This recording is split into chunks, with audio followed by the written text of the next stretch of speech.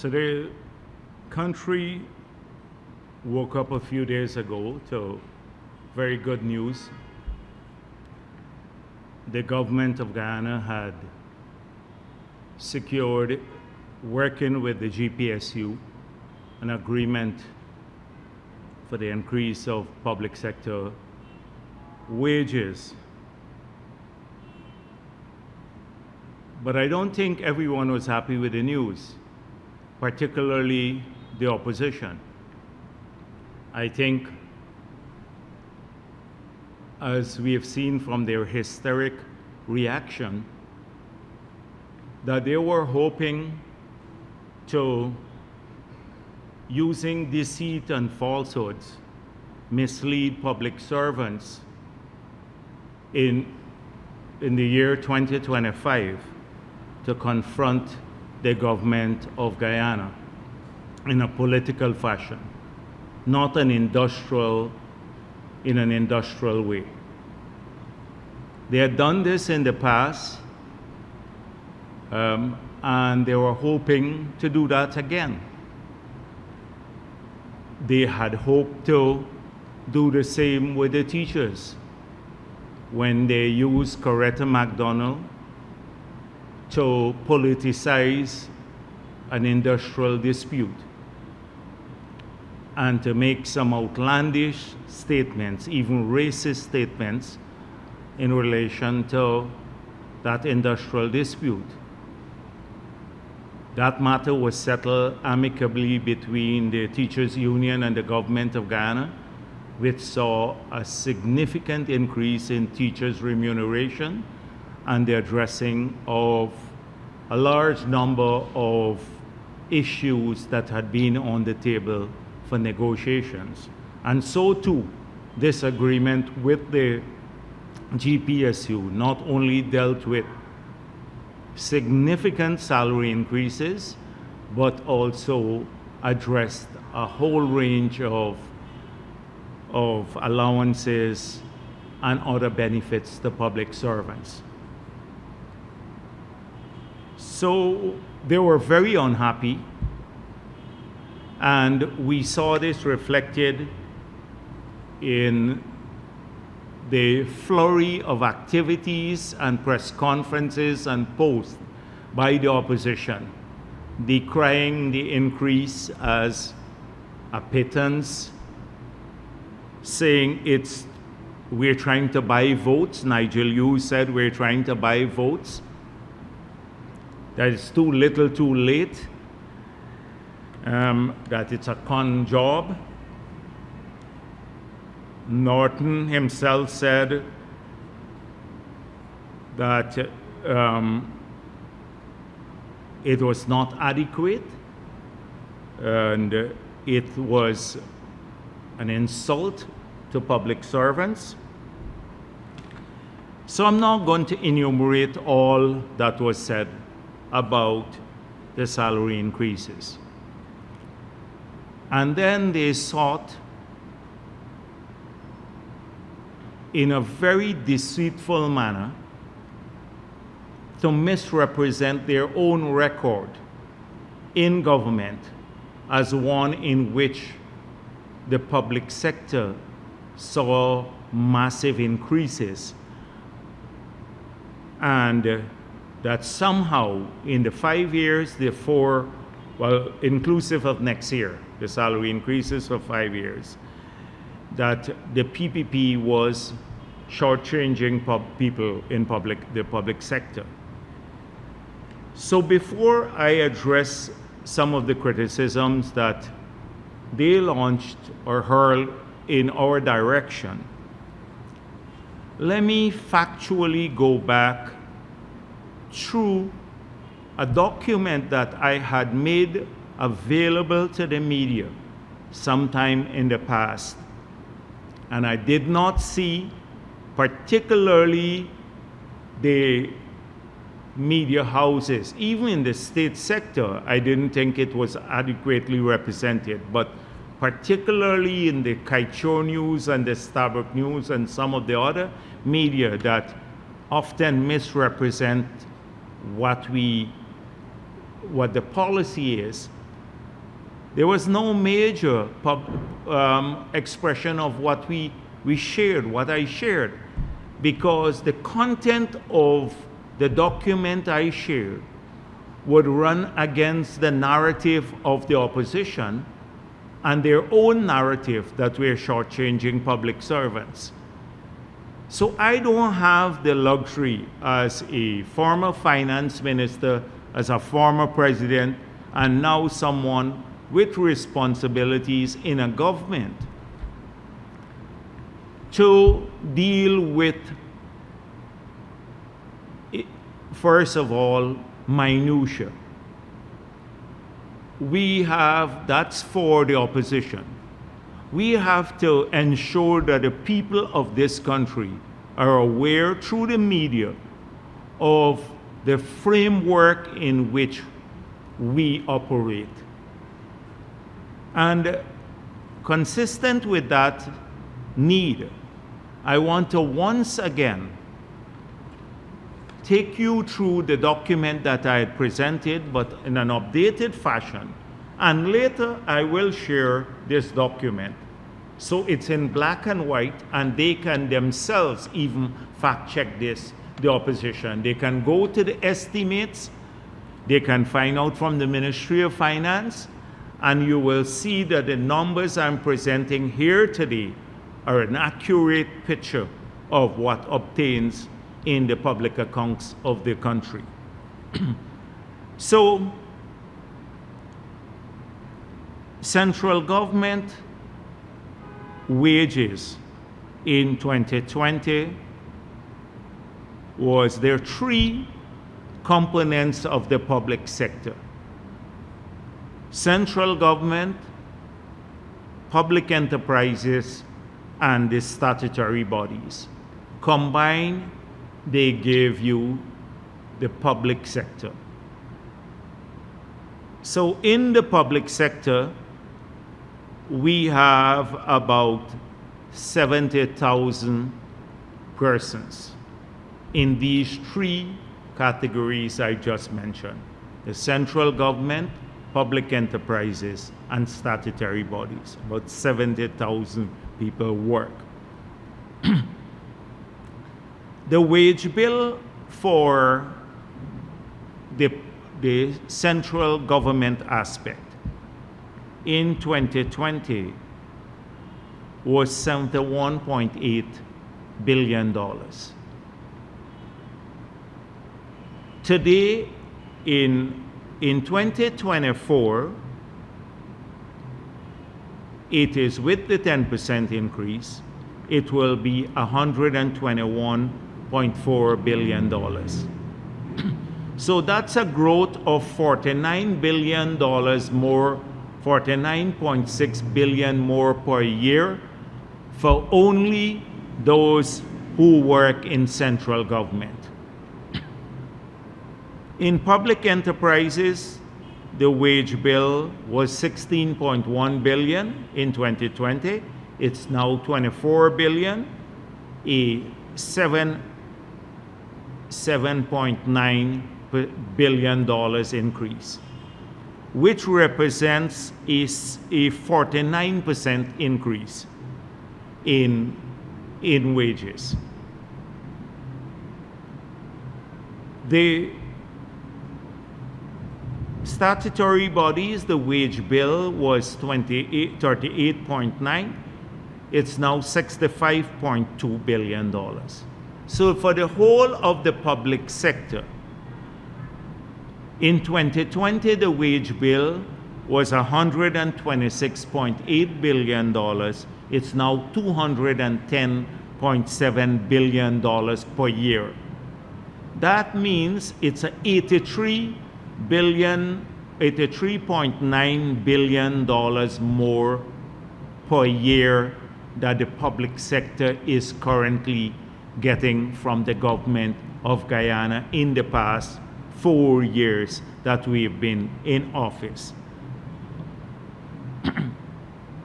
So this is a significant increase.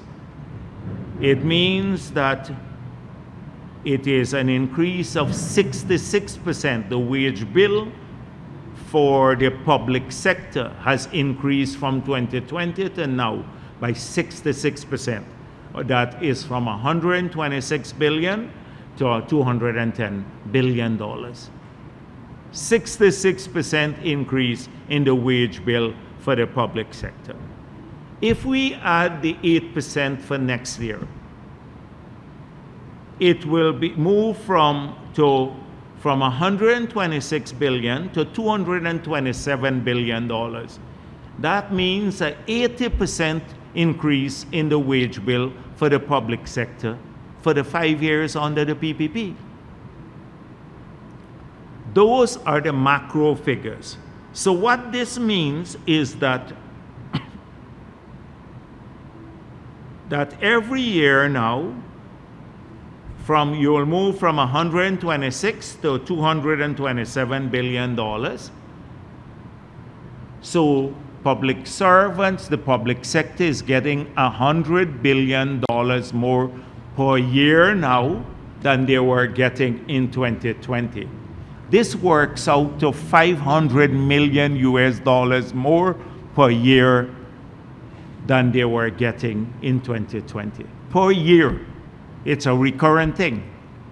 These are the facts of the matter.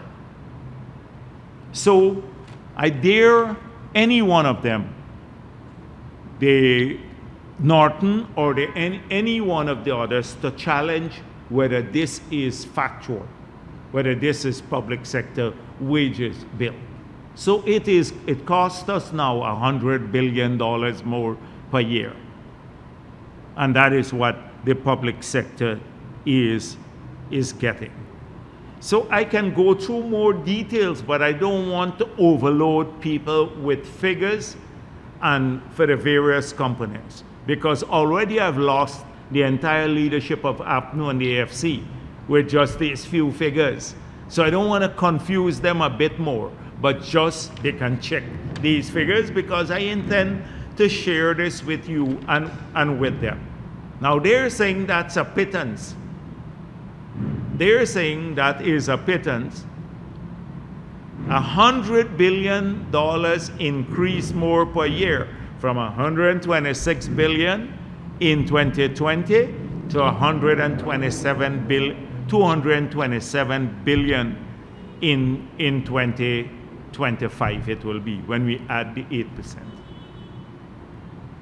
So if that's a pittance for them, well, I don't know what is. So then the next argument is that, first of all, we are treating people at the top unfairly.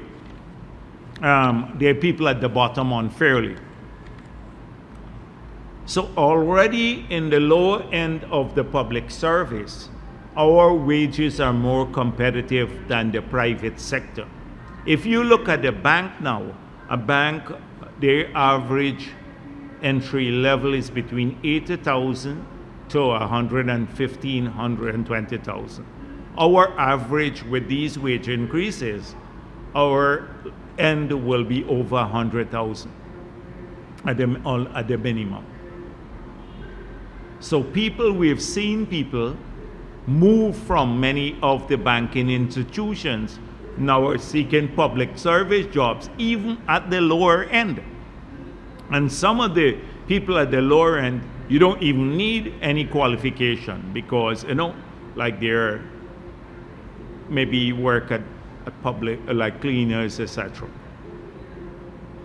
So already at that level, we are very, very competitive with the private sector.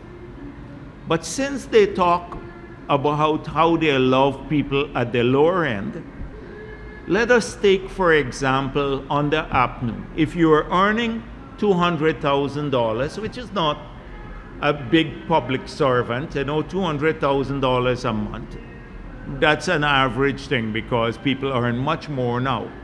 What percentage salary increases you got under APNU?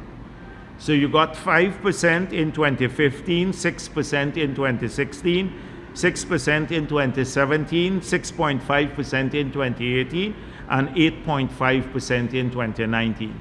Those were the years, the 5 years. So that gave you a cumulative sum of about 36% increase in the 5 years if you're earning $200,000 in the public sector as an employee in the public sector. So guess what? In the 5 years, your salary increases was less than the 50% that the ministers took 3 months after they got into office. And you took 5 years of your salary increases at that level, earning $200,000, to get less than what they got when they took office 4 months after the ministers. You remember they gave themselves a 50% increase right at the beginning. So, what did they say when they gave themselves? They talk about President Ali's salary now. So Norton said President Ali earns $2.9 million a month, etc. And that people at the bottom gets a lower figure. What does Norton earn in the parliament? So we look at his total monthly allowance, emoluments, and allowances, and it works out to 1.8 million, 337,000. 1.8 million Norton earns now for doing nothing practically. This excludes from his annual vacation allowance and other annual payments. This is monthly. And he also gets a budget to run his office, running into tens of millions of dollars. This excludes that. That's what Norton gets now. But he complains about everyone else for doing nothing practically, for just walking around the place and being a nuisance. At least Ali is working. So he barefacedly goes on the air and says, look how much money Ali is earning. He's earning over $2 million now. And he is earning $1.8 million a month in emoluments and allowances. This is what Norton gets now. So you remember the arrogance when they took the 50%? You recall that? Let me refresh people's minds, because that's what they're trying to do. They're trying to rewrite the history and their sordid track record in terms of public sector remuneration. And it was a sad record. So what did Trotman said? It was fair and equitable. Trotman himself said they were not going to approve any increases for themselves, big increases in the year, in 2015. They just got into office. They were saying we were super salaried in 2014. They got into office arguing that we were earning super salaries, and then they proceeded to give themselves 50% increase without, and the same year public servant got 5%, the group I told you. So that is how much they love the public servants. So Trotman himself had said at that time, oh, we were not going to do it. There's some committee working and we're not going to do it. When questioned, he didn't have an answer. He lied to the public. Harman said, I have a staff who's working, when I was in a private sector, working more than this money. So it's unreasonable to expect me to work for less than this, X amount of money. So we have no apology to make. The arrogance of it. No apology to make for taking 50% for yourselves, claiming that we were earning super salary, and then giving the public servant, the man who was earning $200,000, 5%. He had no apologies to make. Jordan said, oh, we will be working hard, and this is payment for hard work. So imagine what working. They practically did nothing in the 5 years, just occupied space, including Jordan. But that was hard work, a reflection of their hard work. Like nobody else is working hard. The public servants were now working hard. And then Granger said, it is not selfish or greedy. We are doing this to prevent corruption. He's giving them the 50%. Well, the 50%, they took the 50% and then became the most corrupt government in our whole history. So it was pure nonsense. But that's their track record. They hope we will forget this.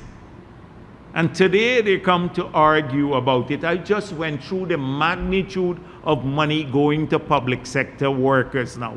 So a 10% today on a base of 2023 is equivalent to maybe 3 times the 10% in terms of amount of money on a base like in 2015. It is not just the percentage that you have to look at, as I said before, it is how much money that people get. Because the percentages levied on different base years result in more money, now significant more money, going into people's pockets. The same 10% today would have been, as I said before, maybe 30% of a base year of 2015 in a 1 year increase. So this is totally, I think it shocked them that we could actually pay these issues, their money, and reach agreement. So they have to come up with all sorts of things. How they love public servants, how they did a great job, they didn't take any money for themselves. This is, the 50% is not even inclusive of all the other benefits that they took. Remember, medical, we had to pay for their medical abroad, the ministers and everyone else. I don't even want to go down that route now. It just takes me down a long road of their transgressions and greed. And so today, so Norton, it's not nominal, it is not a pittance, it's a large sum of money. It represents a serious effort on the part of the government to address public servants and their wages. Now, if you look at the elements of what has happened today. So, outside of the wages and salaries, the other benefits now, combined benefits to the public servants, outside of maybe the $5-point-something billion more per year, which represents only the component to public servants, not to like the other sectors of the economy, the joint services, etc. They have another $2 billion that will come to the budget annually, be a recurrent expenditure because of what we did with a series of other allowances. So outside of the salary, the 10%. And if you look at this also was part of the agreement with the teachers. So now they're going to get 100 duty-free vehicles per year. That's a significant amount of duty-free vehicles for certain categories of public servants, nurses, etc. They have increased housing allowance, increased traveling allowance, and an increase in the allowance for higher qualification. The debunching exercise, which moves people up on this scale depending on the years of service they have. All of this is part of the agreement, both with the teachers and with the GPSU. But of course, different sorts of allowance with the two different agreements. And one is a 3 years agreement, like with the teachers, 10, 8, 9, and the GPSU with 10 and 8, 2 years agreement. I think this represents a great advance, and it would help public servants enormously, or teachers enormously. The agreement with GAU too, we're very pleased about that. It was a 3 years agreement, 10, 8, 9 increase. And this comes after an unconscionable freezing of wages for the sugar workers for all 5 years that APNU was in office. The sugar workers not only got their 7,000 of them laid off, that was one of the consequences of APNU in office, but they did not get a single salary increase for the 5 years that APNU was in office. So their 2015 salary was the same as their 2020 salary. That is what happened to APNU. Unconscionable. And so now they have the increase too. We've had an agreement with GAU, and those sugar workers now would also benefit from this agreement. We're hoping that we will continue to work with the other unions to conclude agreements of a similar nature. For the rest of the public servants, if we do not have any agreement with their unions, the 10% increase that we have given to the GTU and to the GAU and to the GPSU will be paid out to those others in the public sector. They will also benefit from the 10% for this year. So this is something that is a great movement forward. It recognizes the role that our public servants play. It treats them with respect. And APNU is just like sour about this all. They're not happy. They're hoping to have major industrial problems next year, election year. They're not happy that this has happened. And you see that reflected in the sour comments that they make every single day, their panic comments, being inconsistent with their own history, lying blatantly about what they did in government and the impact on people. Now, one thing that public servants can say too, like with other people in this country. So outside of being treated well by the government, and in terms of what I just said to you, I spoke to you about the macro sums, 500 million US more per year in the pockets of public sector workers under this government than in 2020. That's indisputable. So what else do public servants get now that they wouldn't have gotten under the APNU?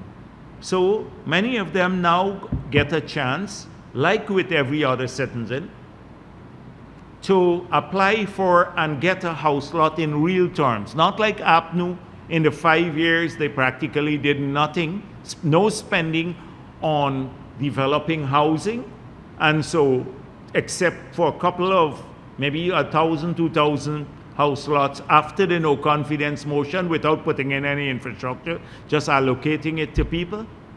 We're spending $232 billion on developing 40,000 house lots, and another $50 billion next year. That will be $282 billion. And some public servants, not all, but some public servants will also benefit from that. They got a real possibility of owning a plot of land because this government sees that as a priority for our people too. So public servants can also benefit from that, and many are benefiting.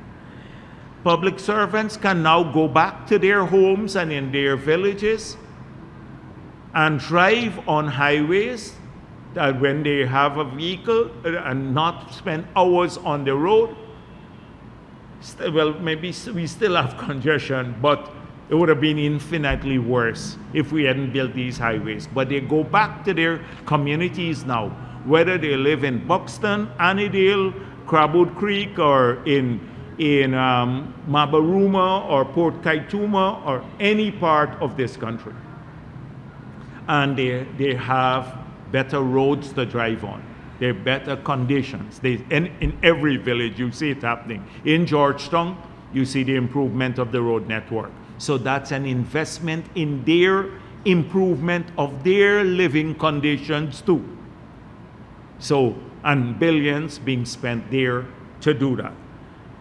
The public servants now can join up to a gold scholarship program or go in without having to pay a cent for a bachelor's degree or a master's degree or even a doctorate.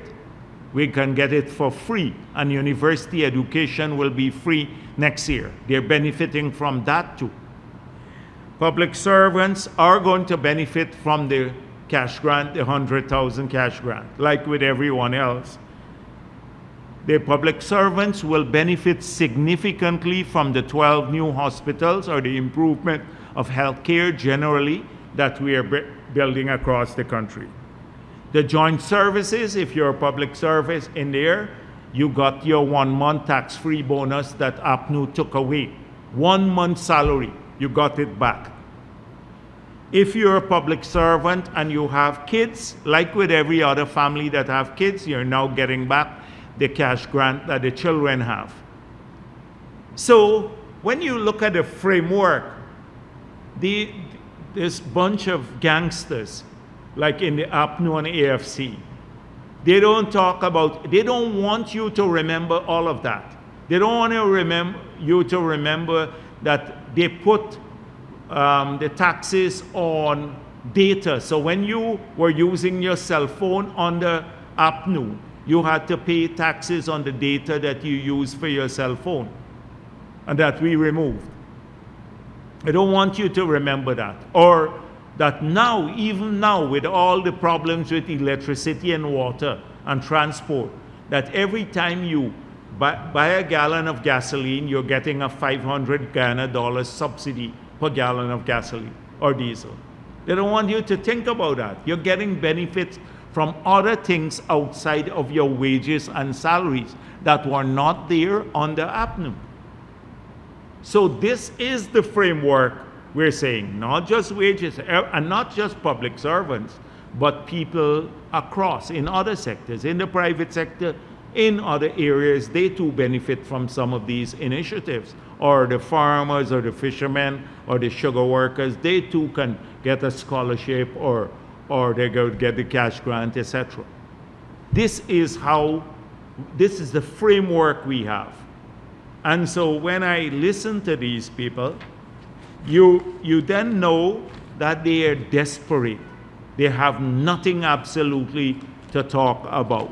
Absolutely nothing to talk about. So they continue to lie and make outlandish promises that they never had they never kept in the past, and they have no intention to keep. It's just to dupe people once again, like what they did in 2015, and then the arrogance when they got into government, as reflected by the no apology for their 50% increase.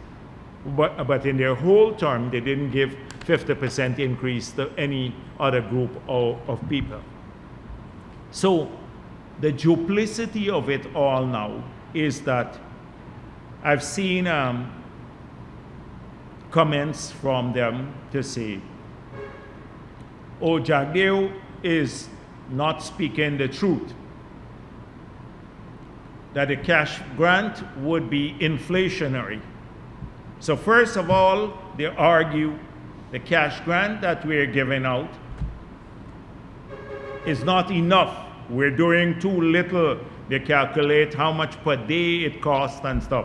The 100,000 is not enough. They took away from the children 10,000, but they're complaining about this. So first, it's not enough.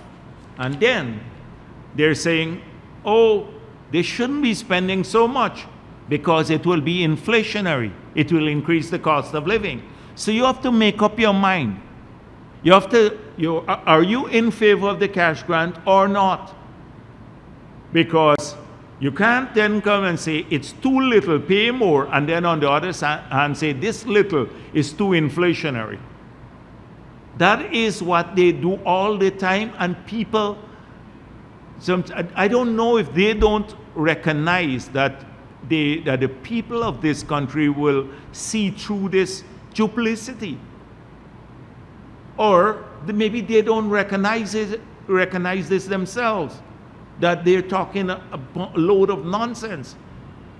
But, and so the same thing now, that their wages are too low this year, but it will be inflationary. It will increase cost of living because people are going to see the higher wages and raise prices. Sometimes people do that, some of the unscrupulous businessmen. Like we've been looking at some of the things at the market.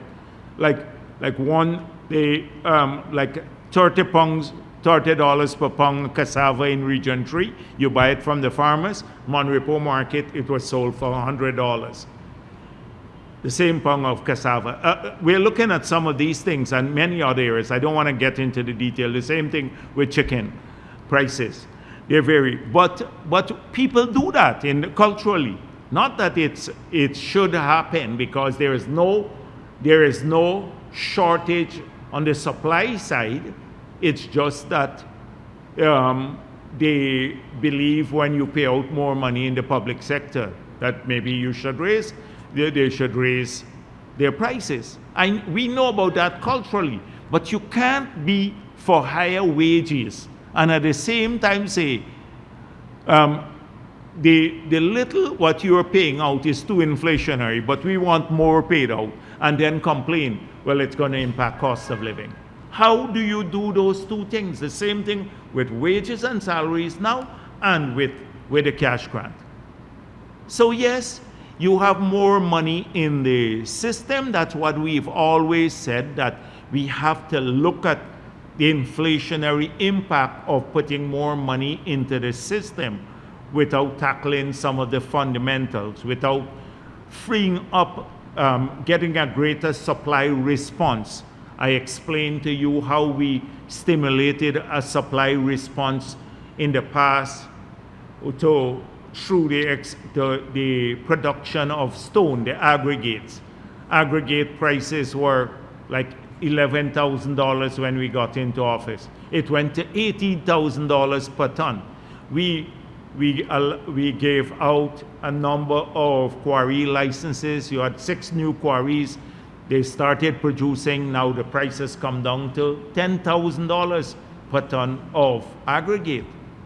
So because we stimulated a supply response, we work all the time on other matters like that. We tighten sometimes a bit monetary policy. So we are looking at it, and we are concerned about it. But we can't go and say, oh, we're not going to pay the public servants more because we're worried, or their salaries, because we're just worried about the inflationary impact. They want us to pay a higher percentage now, but said, oh, you've got to be concerned about the cost of living. This government not controlling the cost of living. And not recognizing what we have done on 5 of the 6 major components that drive cost of living. I went through them in the past. The utility bills, the electricity, water, internet, mortgage payments, and of course transport costs, which is the subsidizing of fuel at the pump. Those are the key major movers of price that impact on the budget of families, etc. So this is a whole bunch of duplicity that you see here. Oh, we want more money, but you should be worried about inflation, the cost of living. But we want more paid, because it's all political. They don't have a framework. It's not a framework. And in any case, if you handed them a framework, they wouldn't even know what to do with it.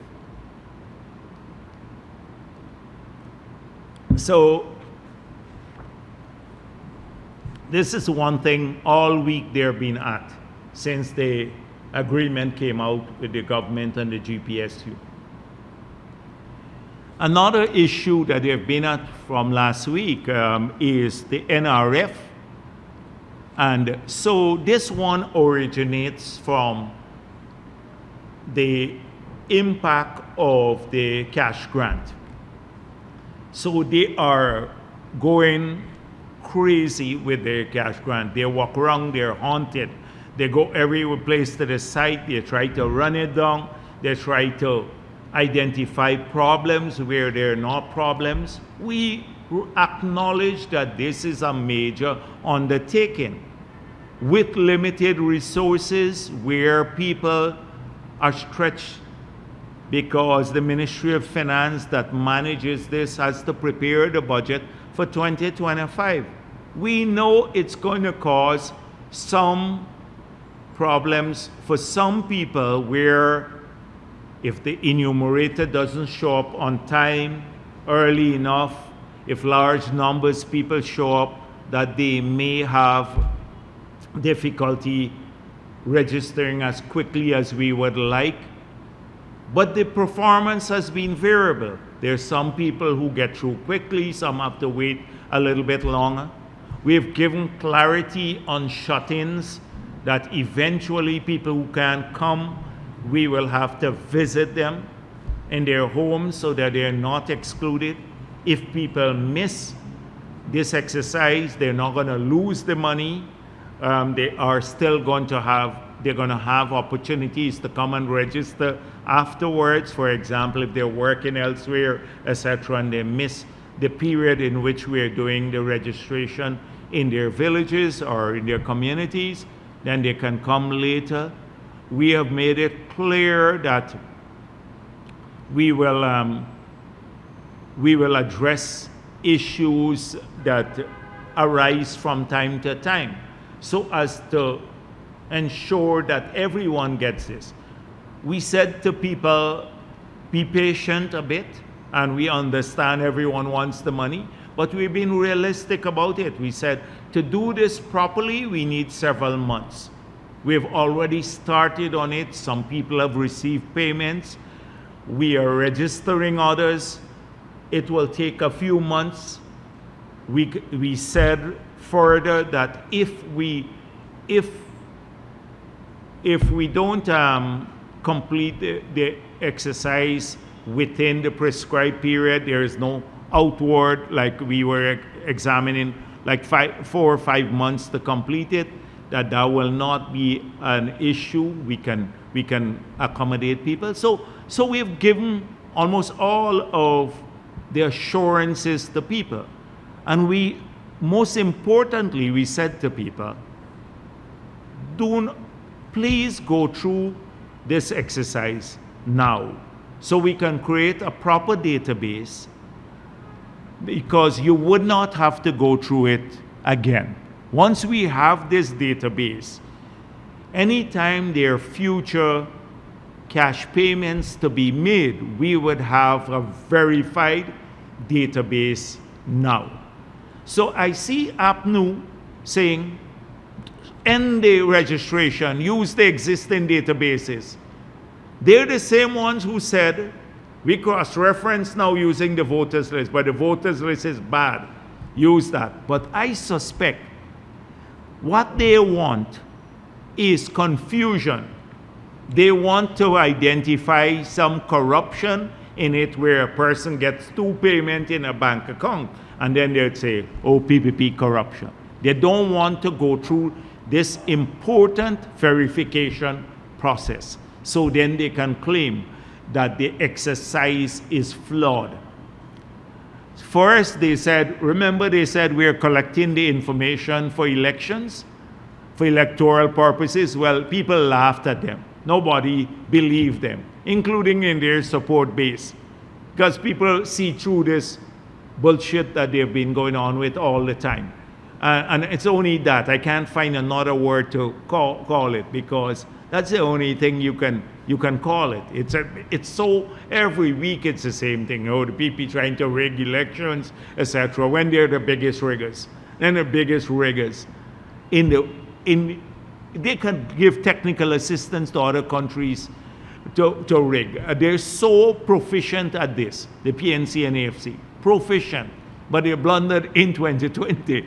They blundered, and they're bit clumsy in 2020, but they know how to rig. So it's pure nonsense. So now they want us to stop the exercise, just pay out the money, and then they will come and say, "Oh, you paid out to they're going to find one man whose name is Lal Bachchan, and then they would say, "Oh, you gave Lal Bachchan 2 checks, consistent with the racism," you know, and then they would make that an issue. So they're looking to, they can't fight this initiative. They have to just make it look flawed. Now recognizing the importance of it and how much time it takes to deliver on a major initiative that will end up with the citizens of this country getting over $60 billion in their pockets, and every person over 18 years old getting $100,000. So they can talk till they go blue. We are not going to stop going through this proper verification process, and our aim is to get this money to everyone. They want, first of all, it's going to be inflationary. Jordan talking about inflationary impact and all of that nonsense here. Yeah, so what? Should we stop paying it because it's going to be inflationary?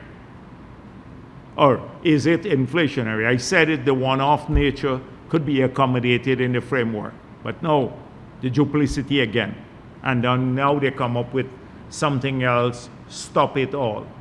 So this is in a tangential way, it is related. This fear of the payout, the panic over the payout, like with the public servants' wages, is triggering a whole range of public commentary coming from their quarters now to try to undermine the initiative. And what is the gist of, or the zeitgeist of what they're saying? It is that, oh, oil money is not transparently spent. That is the way they can sort to undermine this cash grant initiative. So oil money is not transparently spent, and they roll out their acolytes to carry that view all week long. It was about the NRF. So last week I was asked about the need or the desirability of enumerating every expenditure in the budget that will be funded from the transfers from the NRF to the budget. I was asked about that, and I pointed out, first of all, it's not a requirement of the law, and it would be very difficult to do so. But that we have vastly enhanced the transparency surrounding the use of oil money, and the changes that we have made in the NRF, we are acting pursuant to those changes in compliance with the law. So that was my contention. So Kite Show News and the others, particularly Kite Show News, made it look like, oh, I'm saying it's difficult to say where oil money is going. Because not that I said that every cent has to be appropriated, but that because somehow the money is disappearing somewhere. So may I just once again, for those people that I'll come to in a moment, who are talking about transparency surrounding the use of oil money, and I see they rolled out Jordan again, a failure in that period. I saw him talking about oh, this ratio and that ratio. And I was in Parliament, I said one time that we kept him on when we got into office, not because of his special skill, but out of charity.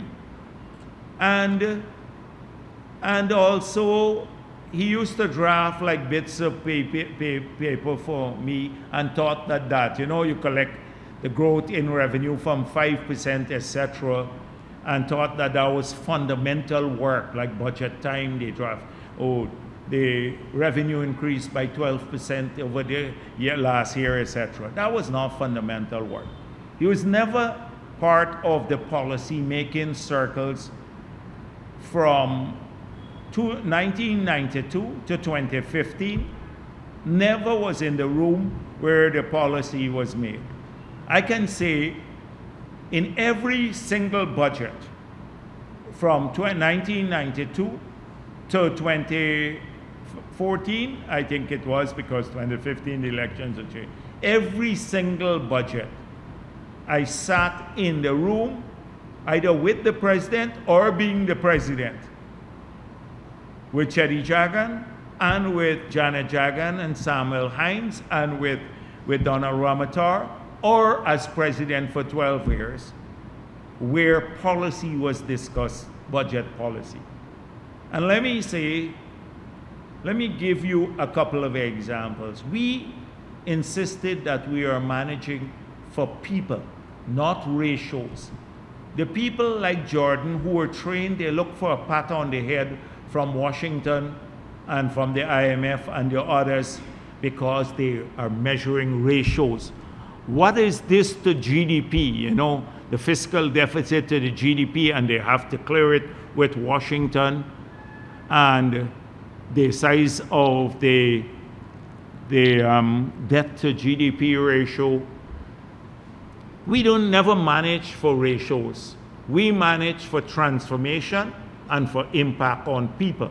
And that's something fundamentally different than for those people who are trained to be bureaucrats who can crunch the numbers. Often they can't see big picture. And that's the problem with people like Jordan. Can't crunch. They can't do that. So again, our budget is for people. They don't see that. The people, the center of all these measures. So why do you think Jordan increase all these taxes? $90 billion per year on the APNU. Putting tax on baby milk and on hinterland travel and on the mining sector and on data. He didn't care about its impact. Or taking away the children's grant, arguing they couldn't find the money to pay that, but they could find the money to fund a 50% increase for the ministers. Because they're now managing for people, so it didn't matter. These children, take away their money from them. He was one who was, remember, putting VAT on education and health services until we protested. So if you go to the doctor, you would have had to pay VAT on the consultation fees and everything else. Same thing he was doing for education. We fought it off in opposition. The people, they manage for ratio. So at the end of the year, his fiscal deficit, I saw him talking about fiscal deficit and the magnitude of the deficit and all of that. So he could have ended up the year with a formula which says, fiscal deficit is 5% of GDP, and get a pat on the head from the IMF. So Kartak had done a study when I was a sensitivity analysis when I was president to say for us to have revenue neutrality in the implementation of the value-added tax when we are moving from getting rid of the excise tax and consumption tax and several other taxes and subsuming those under a value-added tax, that we had to do a 16% VAT across the board on education, on health, on water, on electricity, on everything else. So I said as president, that's never going to happen here. The technical study you did, first of all, I think you have it wrong. And secondly, we're never going to, as president, I'm never going to implement value-added tax on foodstuff so that a food, basic food would have the same tax as chocolate if you bring in chocolate into the country. It didn't impact on the poverty reduction objectives and people. And so we did not agree to that. We did not agree to the implementation on VAT on basic food, on water and electricity, etc. Soon as he got back into office, they dusted out the Carter study. Well, they got back into office. They got in 2015. He dusted out the old study and implemented it because they slavishly followed the Washington consensus. That's why they're incapable of creating a framework where people matter. And so when I hear him talk and sounding, oh, this ratio and that ratio, I use it sometimes, but I don't lose sight that people are the subject of your budget and your policy making, not ratios. And that could explain all that they did. How could a sensible man or any minister of finance who talks about long-term growth, in 5 years that you're in office, increase the recurrent budget by maybe 70%, and the capital budget in which you build the productive capability of the economy, schools, hospitals, roads, city defenses, etc., it was lower than 2014. You don't put money into the budget, but you increase taxes per year by $90 billion. You take it all and eat it up.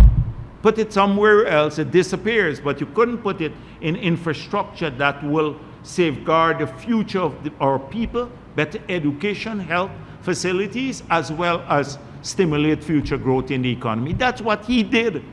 A failure as a minister. And he runs around, and he could only be the technical person for the people who are dumb. I see the questions they ask him. They don't get robustly pushed on these matters. So they go and pronounce. And it's a bunch of nonsense. But I will come back to the class that he belongs to a little bit later when I address this issue. So let me go back to tell you what sort of arrangement, since they're talking about the NRF. I come back to the NRF. So what did we do when we got into office? So the first thing, let me tell you what we did legislatively to improve transparency in the NRF. We remove any spending on the fund without parliamentary approval. So under his model, Jordan's model, the PNC model, you could have gone and spent money from the NRF without parliamentary approval. There were direct charges on the fund. We removed that. Secondly, we said you have to publish all receipts to the fund in the official gazette and notify Parliament within 3 months of receipt. And if you don't, the Minister of Finance could be charged and there will be a 10 years jail penalty attached to this. If Jordan was the Minister of Finance, he would have been in jail in accordance with that provision, if we had that provision on the APNU. Because you remember the signing bonus, which under the law says should be deposited in the fund, was kept in, not in the consolidated fund, not in the balance sheet of the central bank, but a separate account. But in the NRF law, that money should have been paid, if they had it at that time, should have been paid directly into the NRF. Kept it outside. Guess what? He denied its existence when asked by reporters, and then subsequently said they kept it outside because they thought it was a gift to the government of Ghana. I can find you direct quotations from him saying that he thought it was a gift. That was the minister. This was the great transparency we had around oil receipts. Great transparency. Today, no country in the world has that provision. Every time you receive a payment, it goes to go in the official gazette, Parliament notified, and if three months pass, you can charge the minister 10 years in jail. Not under APNU. That would have never found any expression in any law that they pass. Next is that we introduce a board of directors. So under the law on that Jordan and the others passed, guess who had the powers to manage the fund? The central bank at the direction of the Minister of Finance, Jordan. So he had powers to manage this whole fund. So guess what we did? He complains about the board of directors now.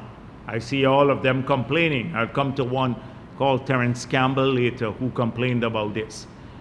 But the board of directors, they don't have enough information, as somehow this board of directors is less transparent, that's what they're arguing, than the powers that the minister has vested in him. And look at the people on the board of directors. See who they are, and I want you to do your homework and you will see who they are. They're people with more integrity in a little finger than Jordan and all of the others combined, the Campbells and everyone else. So somehow they're making it seem as though the board of directors to manage the fund is less transparent than the minister having all the power. We introduced the board. So they're saying, the president shouldn't appoint the board, but who appoints the minister? The president would appoint the minister, and he alone was there had management responsibilities for the fund. So we can all agree as a country that this was a great change that we made to enhance transparency. The third issue was we simplified the formula for transfer. So they had all of these committees, a fiscal committee, a macroeconomic committee, but at the end of the day, the amount that would have been transferred every year from the NRF to the budget would have come not based on a formula, would have been based on the discretion or the judgment of the Minister of Finance. So he could decide one year, I want all the money to come in. Another year, I want only 5%. The Minister of Finance, in his sole discretion, would have decided how much money will move from the NRF to the budget. That was changed to a formula now. The formula is predictable, everybody knows it. The minister doesn't have any discretion no longer. The formula sets the upper limit. There was no upper limit to withdraw any money under the minister's discretion. No upper limit whatsoever. He could have drawn all of the money. We set an upper limit, so still allowing room to save in the fund. So you can agree with me that you would want the formula in our law to determine the transfer than Jordan or any minister. That is infinitely more transparent now if we're talking about transparency. And we put a simple formula. We have the Public Accountability and Oversight Committee that does a report that goes directly to the Speaker. You have already the Board of Directors. They do a report that the Minister tables in the Parliament. This was the last report from the Board of Directors for 2023. it went to Parliament on the fund itself. So all of these things have been done, and now clearly every cent has to be appropriated by the Parliament. So I can go on to talk about the changes to the law and the improvement. So we can all recognize that the PNC model was a model to keep stealing the money, as they sought to do with the 18 million, because they didn't have to put the money in, and two, to charge expenditures directly on the fund without any approval from Parliament. They had direct charges. And three, the minister could have transferred all the money from the fund with no upper limit in his own discretion or judgment, not based on a formula or the law. That was the PNC model. That has changed. The law, that is why the law and the amendments got international recognition and praise. So that's the first thing. So let's talk a bit about how the fund works, and so that I'll come to the criticism later.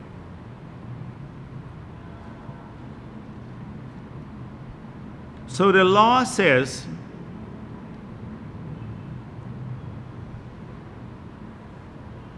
approval of withdrawals from fund. The amount that the minister shall request the National Assembly to approve as the withdrawal from the fund for the next ensuing fiscal year shall be included in the annual budget proposal and shall not exceed for that year the ceiling calculated in accordance with Section 17 and the first schedule. So the formula can't exceed that, but the minister in his annual budget has to say how much money he wants consistent with that formula. He could argue for a lower sum, but he can't exceed the ceiling established by the formula. He can't say, I want all the money. Okay? So, did the minister comply with this in his budget speeches? So it says, for example, here, content of the annual budget proposal in section 21 of the law. The annual budget proposal shall include 1, a detailed estimate of petroleum revenues for the next ensuing fiscal year and each of the next following 3 fiscal years. 2, an estimate of the withdrawal from the fund for the next ensuing fiscal year and each of the following years. I can read out all of them. There are 5 conditions that the budget proposal for the withdrawal must have in the budget. Did we comply with that? Look at table in the estimates.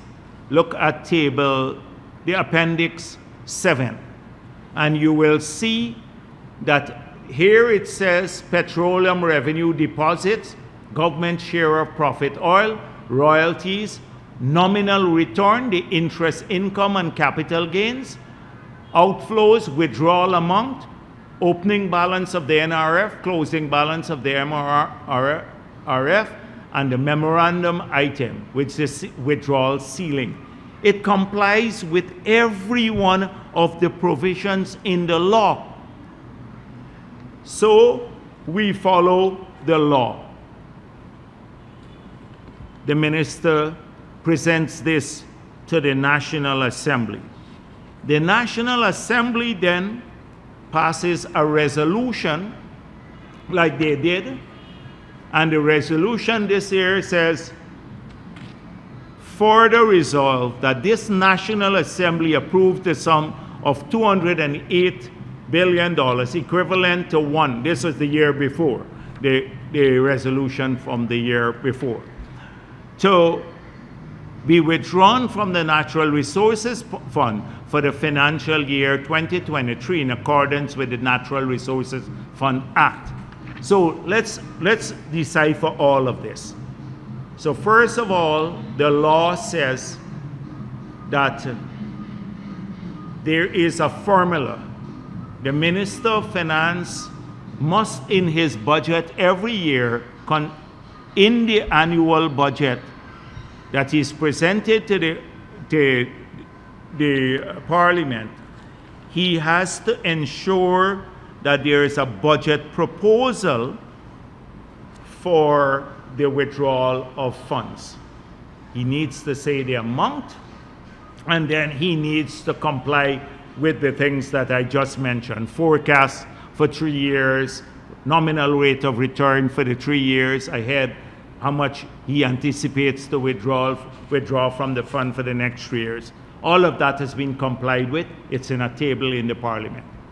The Parliament then goes through every expenditure of the budget, approves the budget expenses, that expenditure for every cent spent in the budget, approves a appropriation act, then if necessary supplementary appropriation act, but in this case an appropriation act, then passes a specific resolution debated and voted on in the Parliament how much money needs to come from the fund to the Treasury, and only then you can then start withdrawing.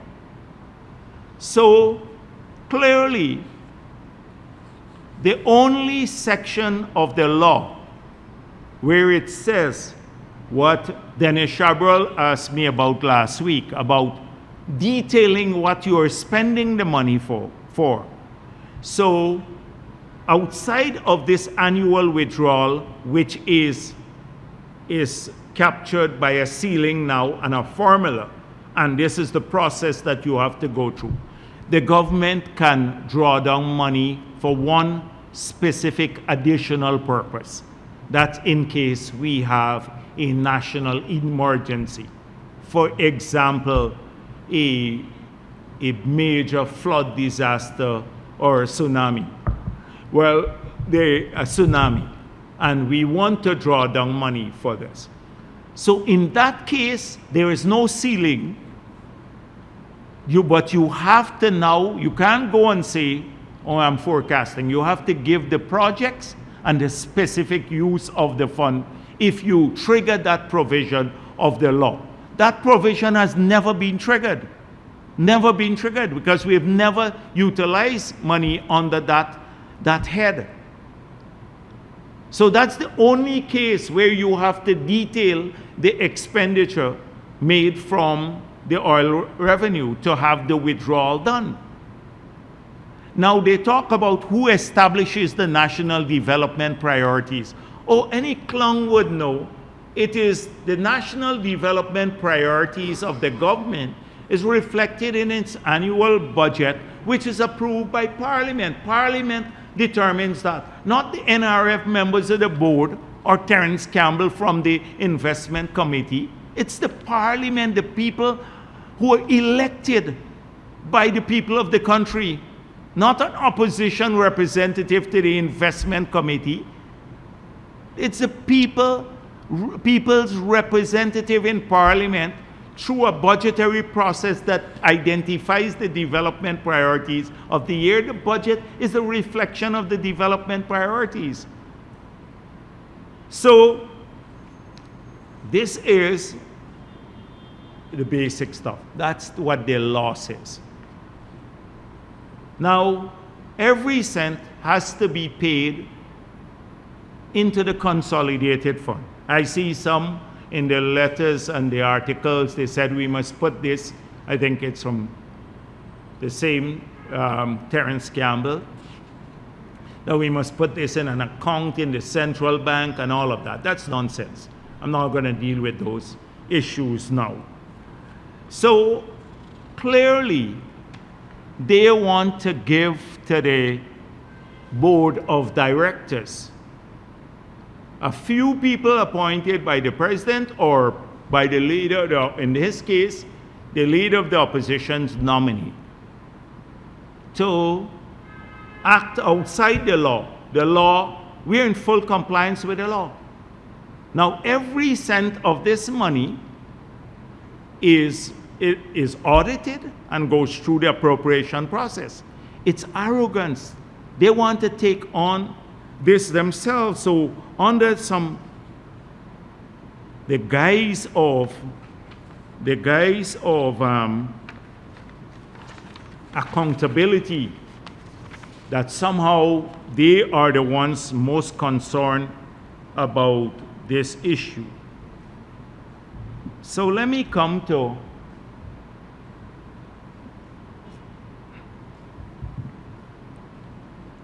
their criticism. So Nigel Yu says Jagdeo's statement on showing how oil money is spent is a reckless admission of gross disregard to prudent management of Guyana. Nigel Hughes would not know about prudent management of Guyana or anything else, given the track record of his party, even if it bites him in the ass. I said this before. Prudent management, look at their track record. What sort of prudent management is he talking about? They're a failure as a party, his party and the PNC. They've never created value for this country. You look at their record after 28 years in government. We're the poorest country in the hemisphere. McIntyre said that. Has he ever read McIntyre, former Secretary General of CARICOM? After 28 years in government, you ended up with the poorest country in the hemisphere based on your prudent management of Guyana and its resources. And the 5 years you didn't fare much better. Are more concerned about corruption, ministers giving themselves contract in their own ministry than anything else. What was prudent management about the agreement with Exxon? So he speaks about that. Then I hear legal action looms over NRF's opaque transfer of oil revenues. So another point, let me deal with the other point before I come to one crucial point. So the other point is their lament that there's not enough money to manage in the investment committee. So I think it comes out of they believe that the 60 billion going to our people is wasted. That is people like Campbell and the others. So we must give him the money to manage, or the committee to manage. But people don't have roads to drive on. We're putting too much in infrastructure. They don't have a proper electricity up to this point. We must now fix it. The foolishness of this position. Oh, the government is not saving, and they use words like intergenerational equity. And they're concerned about this windfall being squandered and about the long-term future of this country. And it's all hogwash, as far as I'm concerned. Hogwash. So, Norway, that started off with a higher level of development when it found oil, did not start saving a cent of the oil money until 25 years after it was producing oil. We already started saving, but the magnitude is not great. It will grow over the years, and as the revenue grows significantly, which will happen in a couple of years' time, so too will be the magnitude of the savings, and there would be substantial amounts of saving. But we started right at the beginning, from the day we started producing. So they will tell you about how great Norway has done. But we must put the money and to invest, give them to invest in something else when our people still need investments in their livelihoods. And it's not like it's money that can fund the entire budget. It's only 30% of the budget all the oil money can fund. So it is not like it's even funding 100% of the budget and we're expanding beyond that. But it's this sort of arrogance. They would go and talk about Norway and they do a conference about Norway and how these people can do something. But here, people, oh, we want to manage it, and I'm concerned about the future. The board signs a blank check with each withdrawal. This is the article, dear editor. I see here by Mr. Terence Campbell. So let me come to him. So he, of course, the usual nonsense about intergenerational transfer. Concern about intergenerational transfer, people should pay their taxes. That the national patrimony is at risk. The national patrimony was at risk when his friends were in government. He didn't have a word to say when they signed the agreement with ExxonMobil.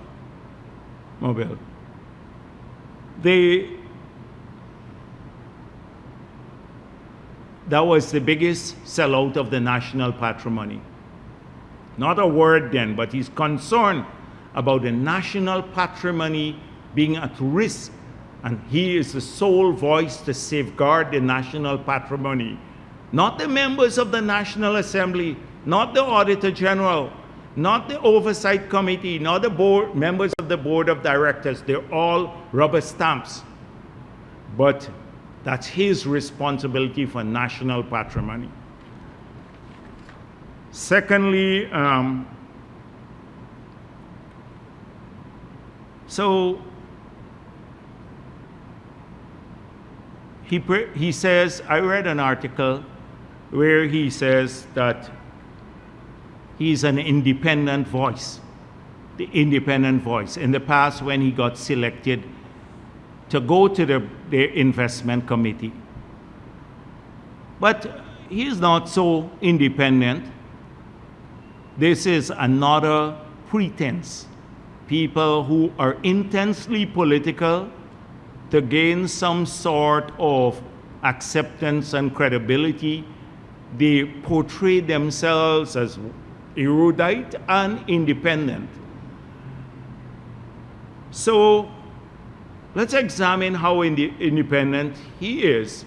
He was nominated. He's the opposition, PNC's nominee to the investment committee.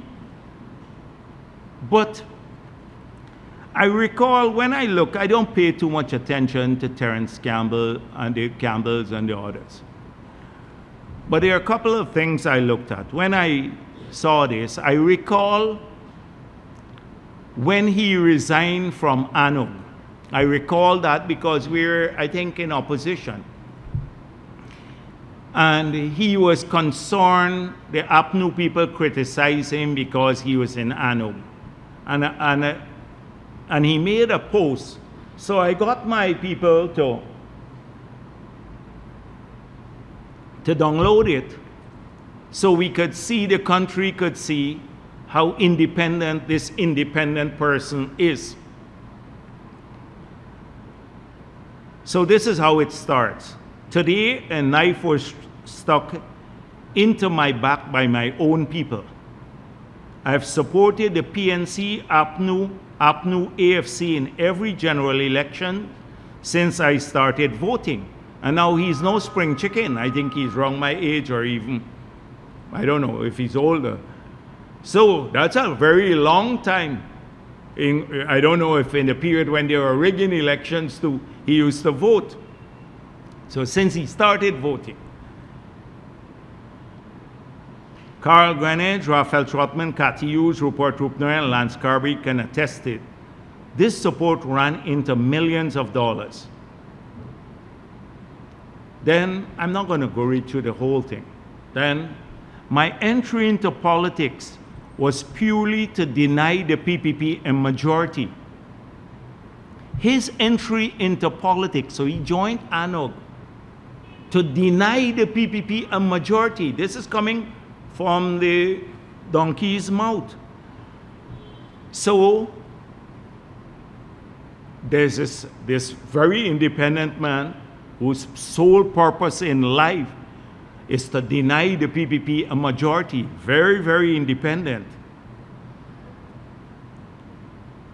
Then it goes on in the same thing. There are independent observers who believe the coalition should resign based on convention, but fail to recognize that there is no precedent for a similar vote by an assembly made up of 40% disqualified members.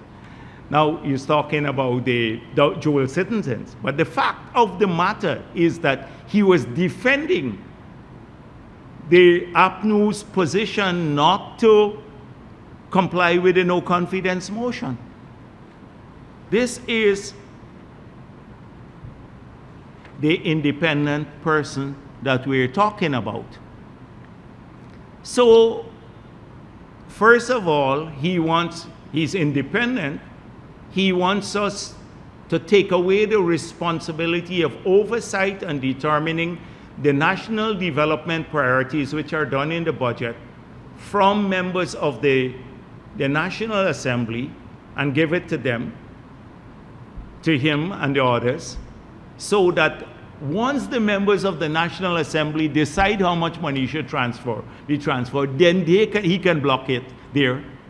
Two, this is a great governance model that he wants, undermining the elected leaders, and he's concerned about intergenerational equity and not having enough money to invest. So forget spending on people, etc. Just give them the money to invest. Spend all of the money there. So I would not have dealt much with this issue. But the reason I wanted to talk about a person like Campbell, because normally I don't pay much attention.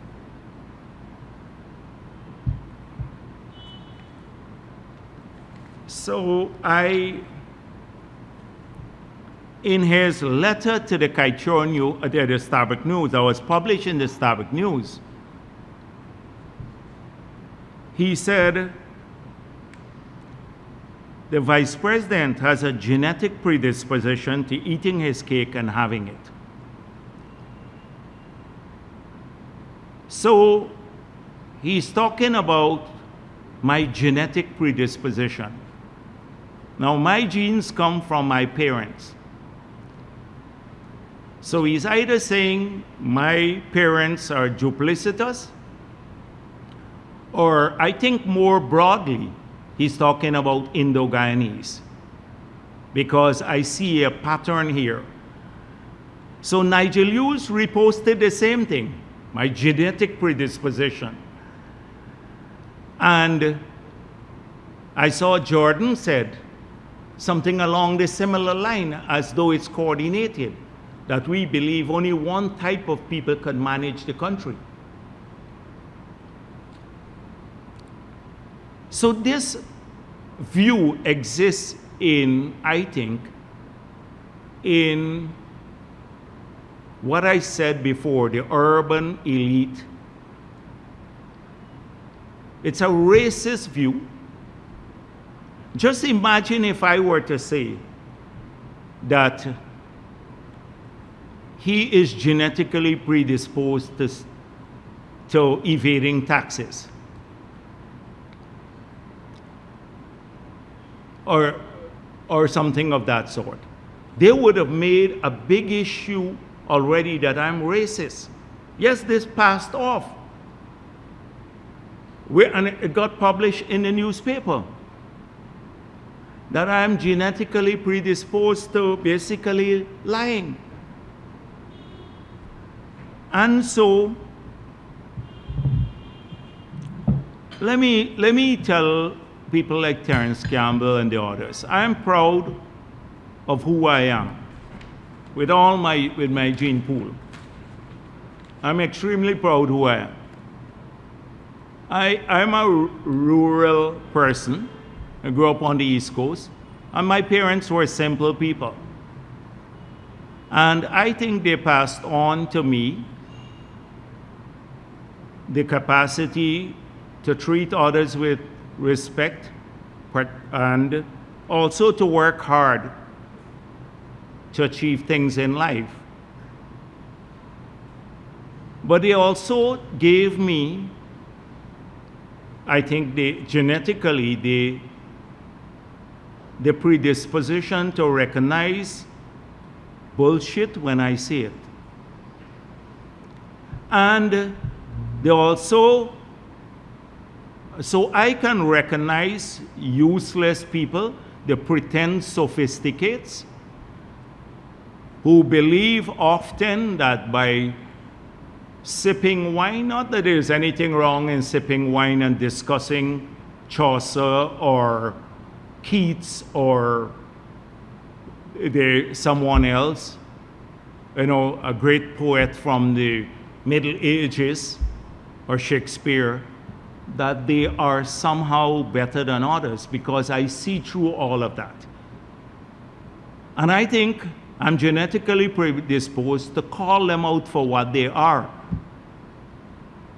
They're hollow, fake intellectuals with great deal of pretense, and they are not happy. They lose ground, particularly when people poke beyond this sophisticated veneer that they cultivate over the years.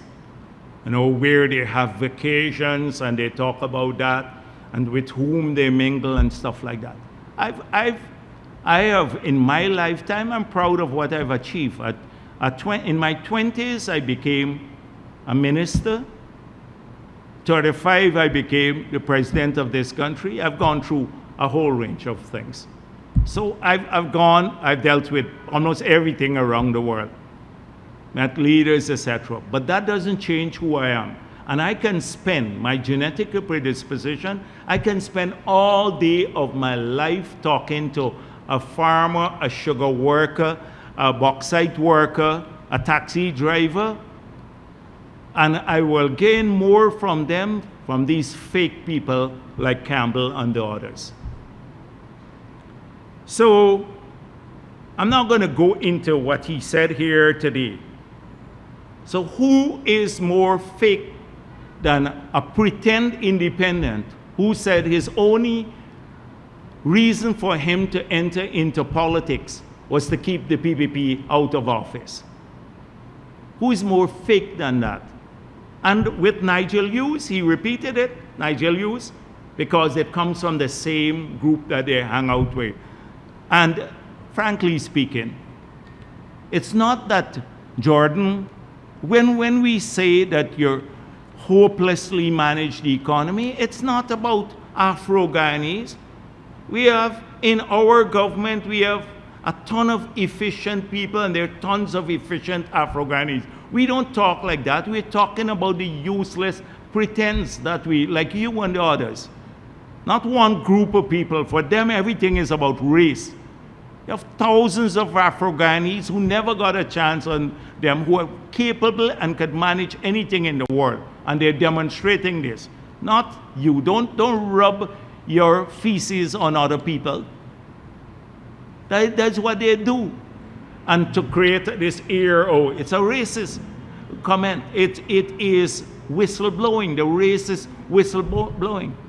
But they are useless, so they want to elevate it to a whole class of people.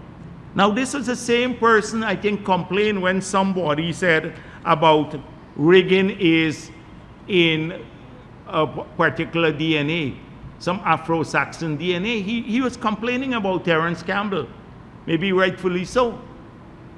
But today, he says, It's my genetic predisposition that made me, oh, I'm a liar or something like that. My genetic predisposition. I'm proud of who I am, and I don't have any chip on my shoulder for these pretend fake intellectuals, because they can't. Half of them can't run cake shop as Nigel Hughes has demonstrated. He doesn't know anything. All this big facade about in court. You see him floundering every week on any policy issue. Hopeless. Even Jordan in his, he said, according to Jordan, the board cannot tell the government when to withdraw and how much to withdraw. Even Jordan gave a comment like that, but Terence Campbell wants that done, because Jordan probably may have read the law. So I don't, that is all I'm going to say about the NRF this week and these fake intellectuals, etc. Now the same thing, as if not enough, that's why it's coordinated. And it all started because they don't like the cash grant. They don't want it done. So they're trying to undermine the spending. So I looked at the Starbuck News, and the Starbuck News has several editorials this week. Cash grant rollout, a failure of leadership. Well, it's not a failure of leadership. It's giving money to people. This is the same kind of arrogant, elitist sort of thing. It's a failure of leadership if it doesn't get your approval. It's going to result in, in fact, it's leadership that is responsive to the needs of the people of this country. It is going to result in the people of this country getting over $60 billion more. Then another one about the president's decision making in relation to the same cash grant. So 3 editorials this week to buttress and to support this, the undermining of the cash grant initiative, and to lend support to these fake intellectuals that have been making comments all week about this matter. So in the third editorial, it speaks about royalties for everyone and praises Suriname, how Suriname has a great model, etc. You ask the people of Suriname what they think of it. So, all to undermine what we are doing here.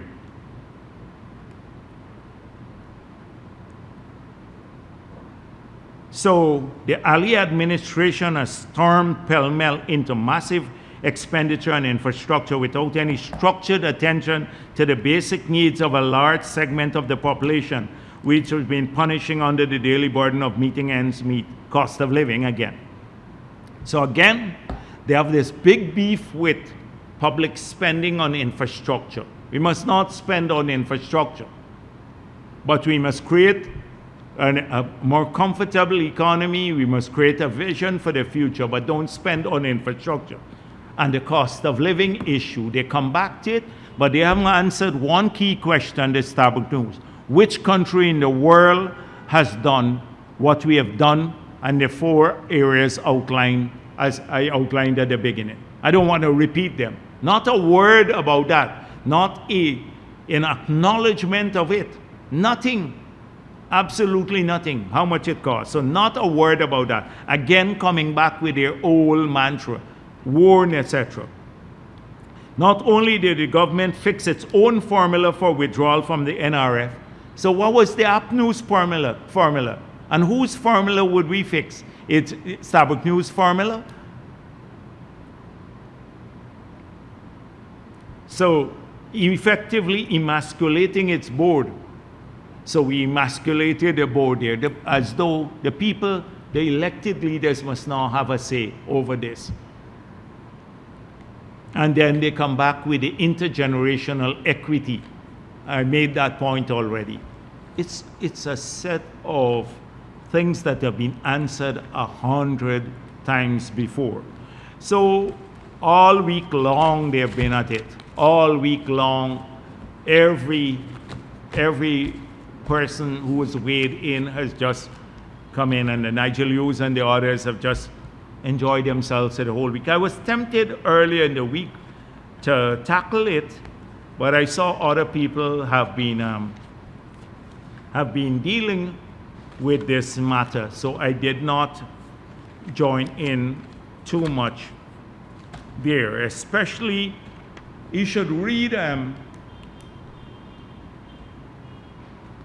when Nigel Hughes. I don't know if he had, this guy thinks before he talks or posts stuff, but he said the $5 billion in oil money is missing. And I just want to, normally I will draw a post that Joel Bagwandin made to your attention.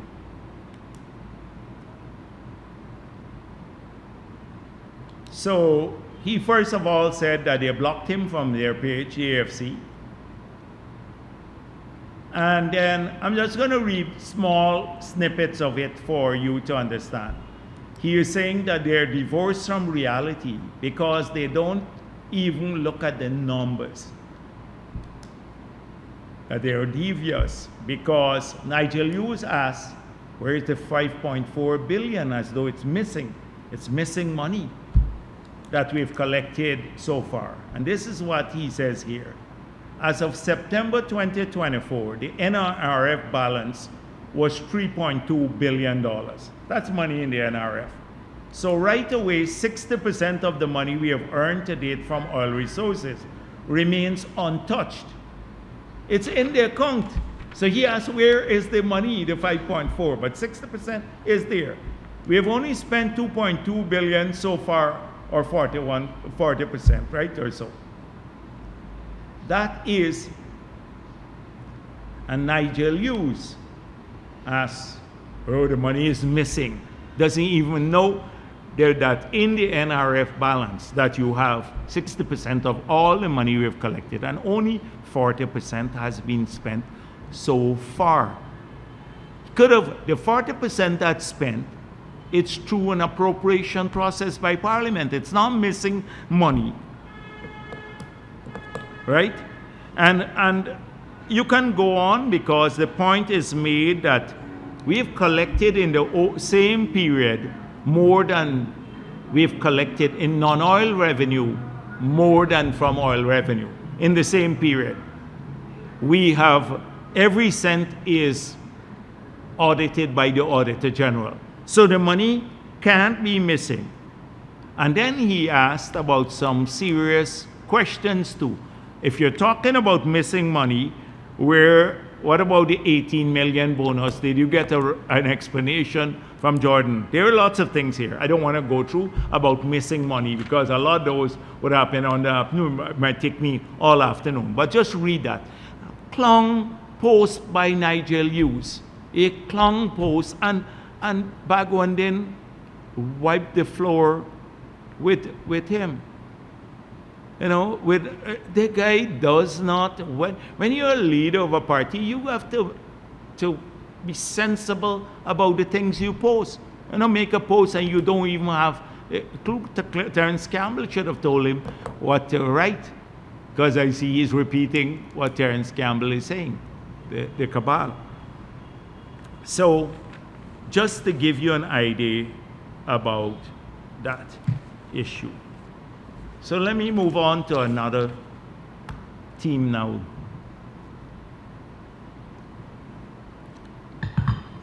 This week, we have seen frenzied activities again surrounding meetings among political parties. All week, people are meeting.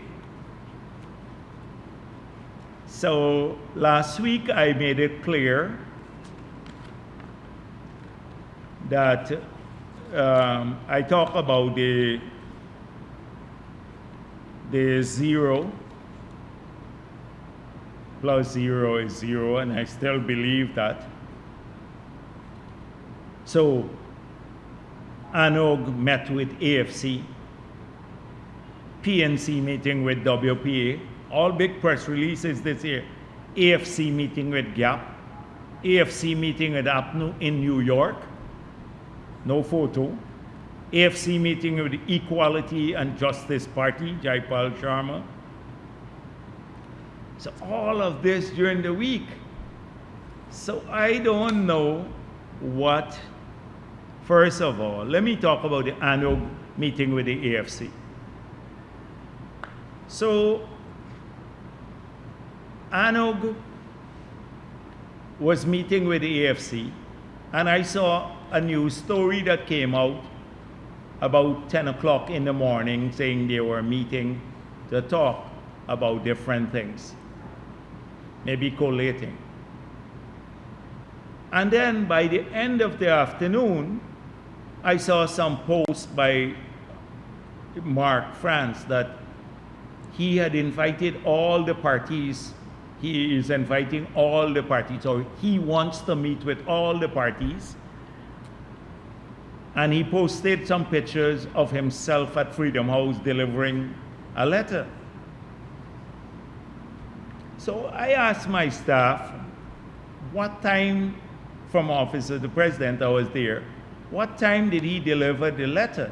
And they said, just after 1 on Monday, the same day he was meeting with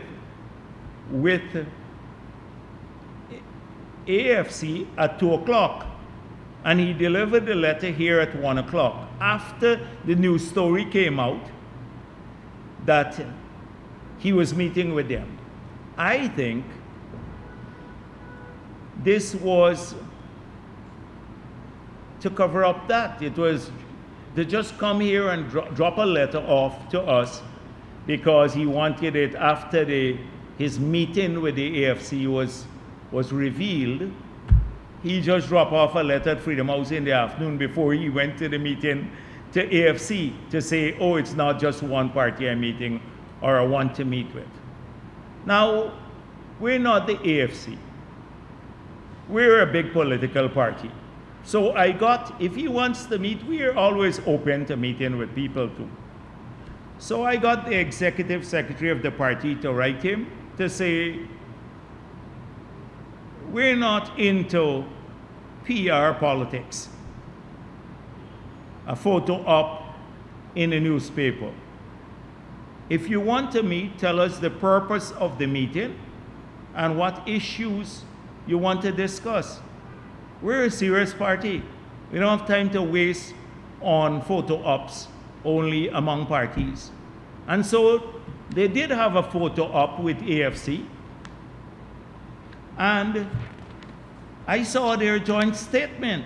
And the only thing they said in the discussions that ensued, the executive members explored opportunities for collaborative approaches to address critical national issues and challenges facing Guyana today.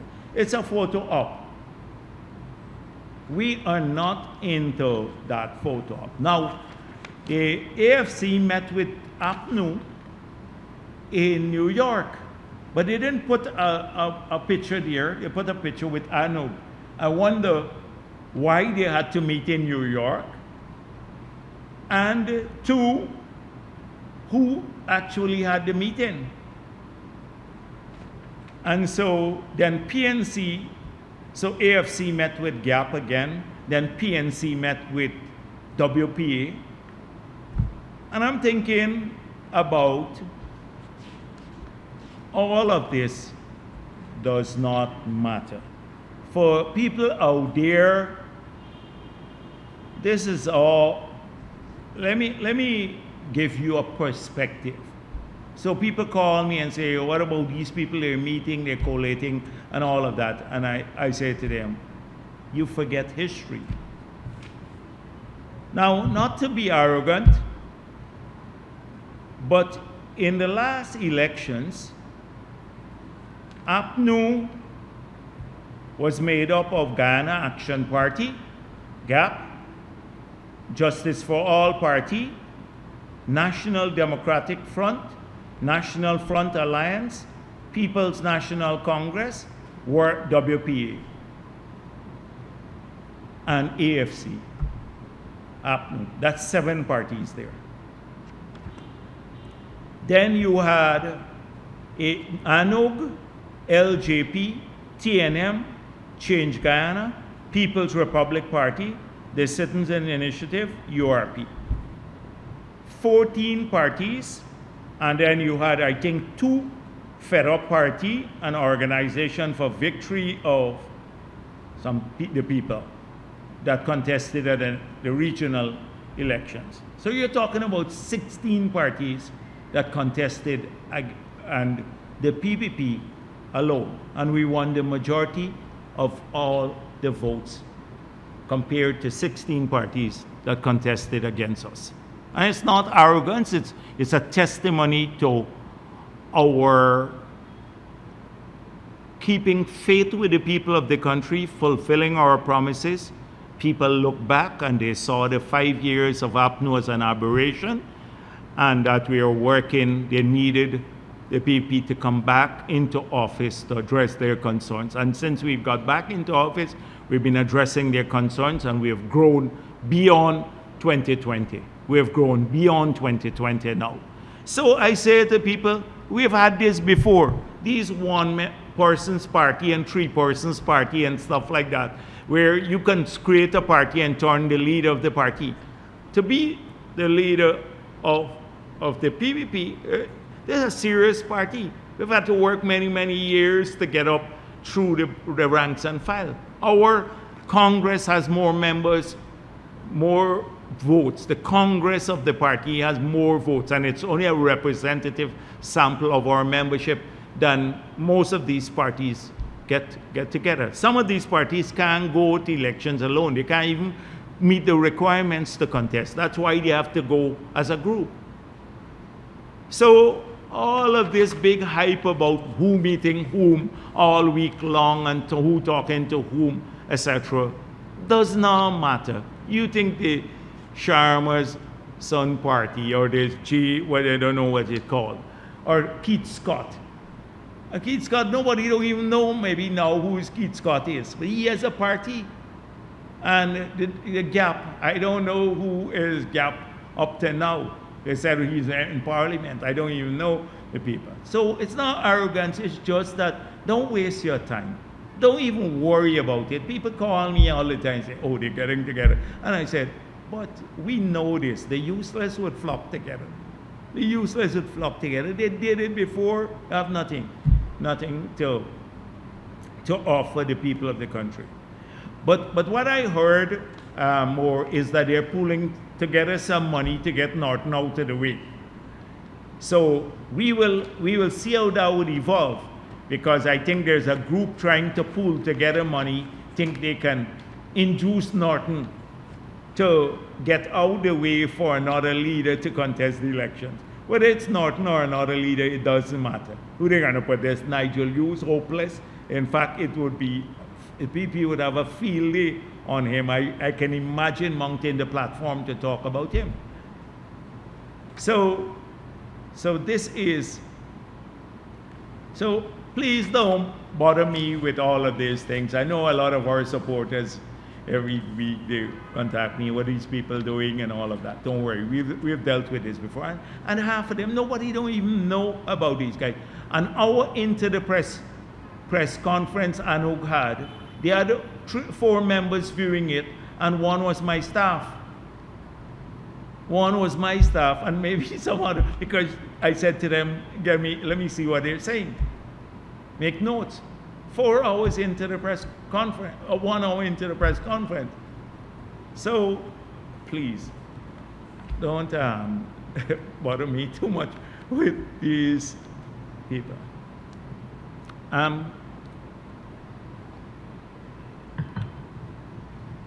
The vindictiveness from APNU is unbelievable. And every week they just, when you think they wouldn't go to such a low, they go even beneath that. So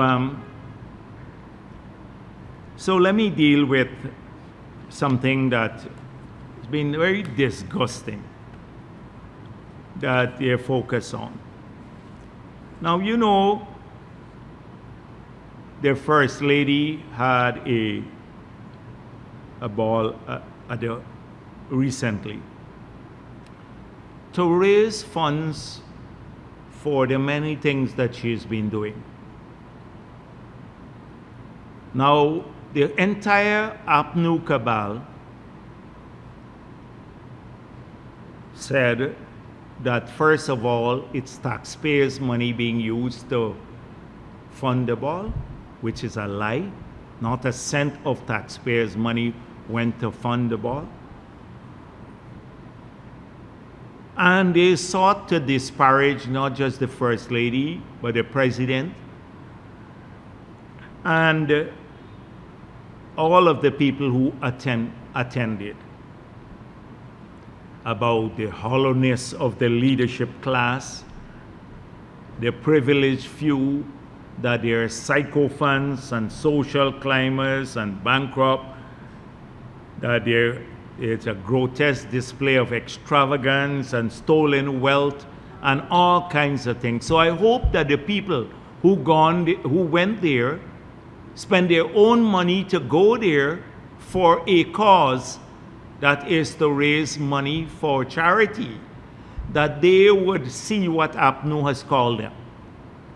And there had people from across the middle class and other groups who wanted to help.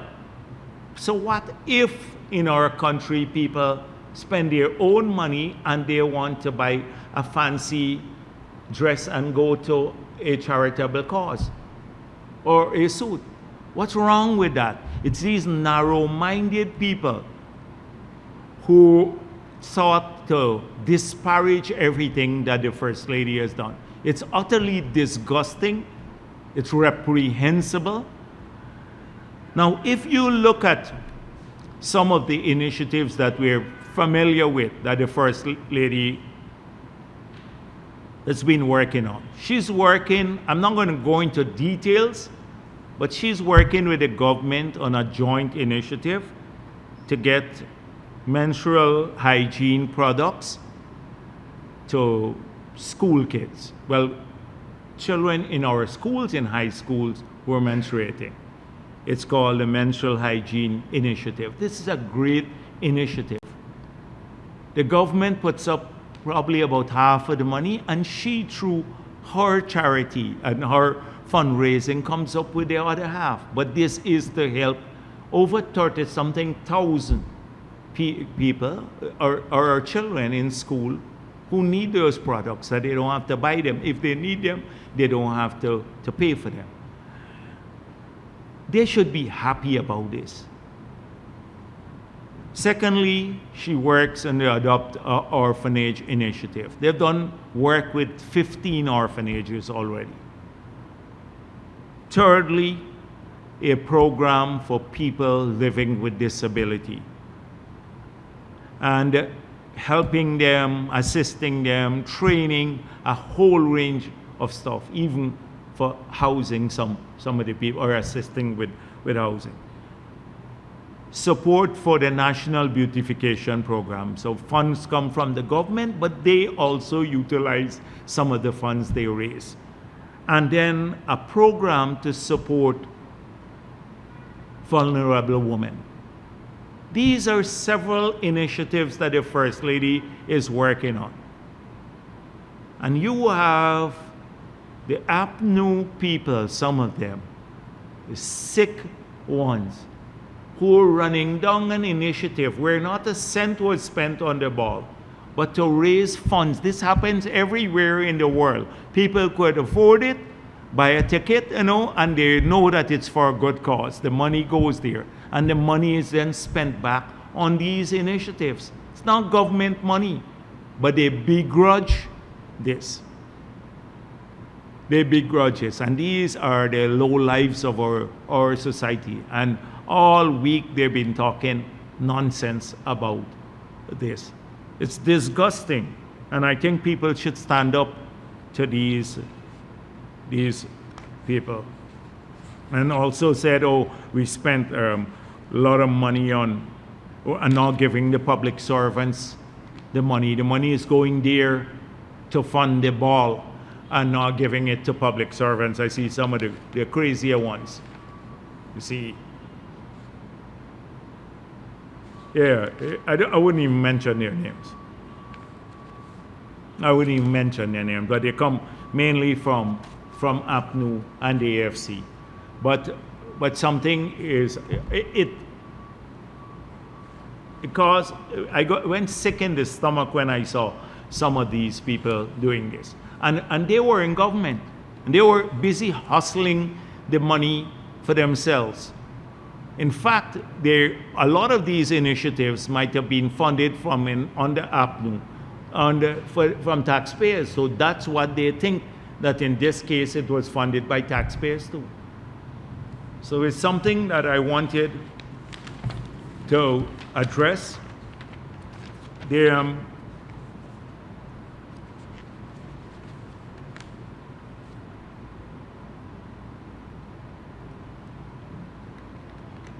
So another Starbucks News editorial. Sorry, it's not an editorial. It is a press release from AFC. So the AFC, and Starbucks gives them huge coverage on all this nonsense. So they knew that there was an AGM for the Miners Association yesterday. So I think they're hoping that the timing of their press release and them giving prominent space in the Starbucks News without any fact checking or anything else or quality control. The Starbucks is just the post office. That they would have influenced the miners. So first of all, they said mining sector beset by Dutch disease, says AFC.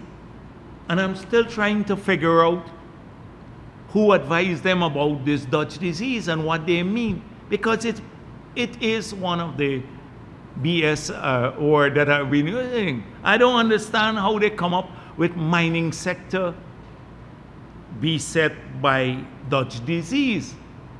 I'm trying to figure out, trying to enter into their minds to see if there's any logic to what they're saying, because I don't want to believe that seemingly sensible people could be so far off the target. So I'm trying to think, what could they mean? Because I've never heard about mining sector beset by Dutch disease.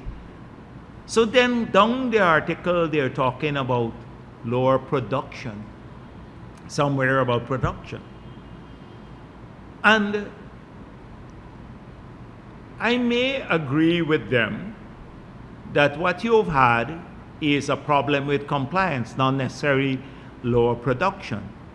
That some of the people, because of the escalating price for gold, and because of when the price goes up, the royalty payments are higher because you have to pay more money, so there's a greater incentive to evade, so that more evasion or some evasion is taking place. And it's not a new phenomenon.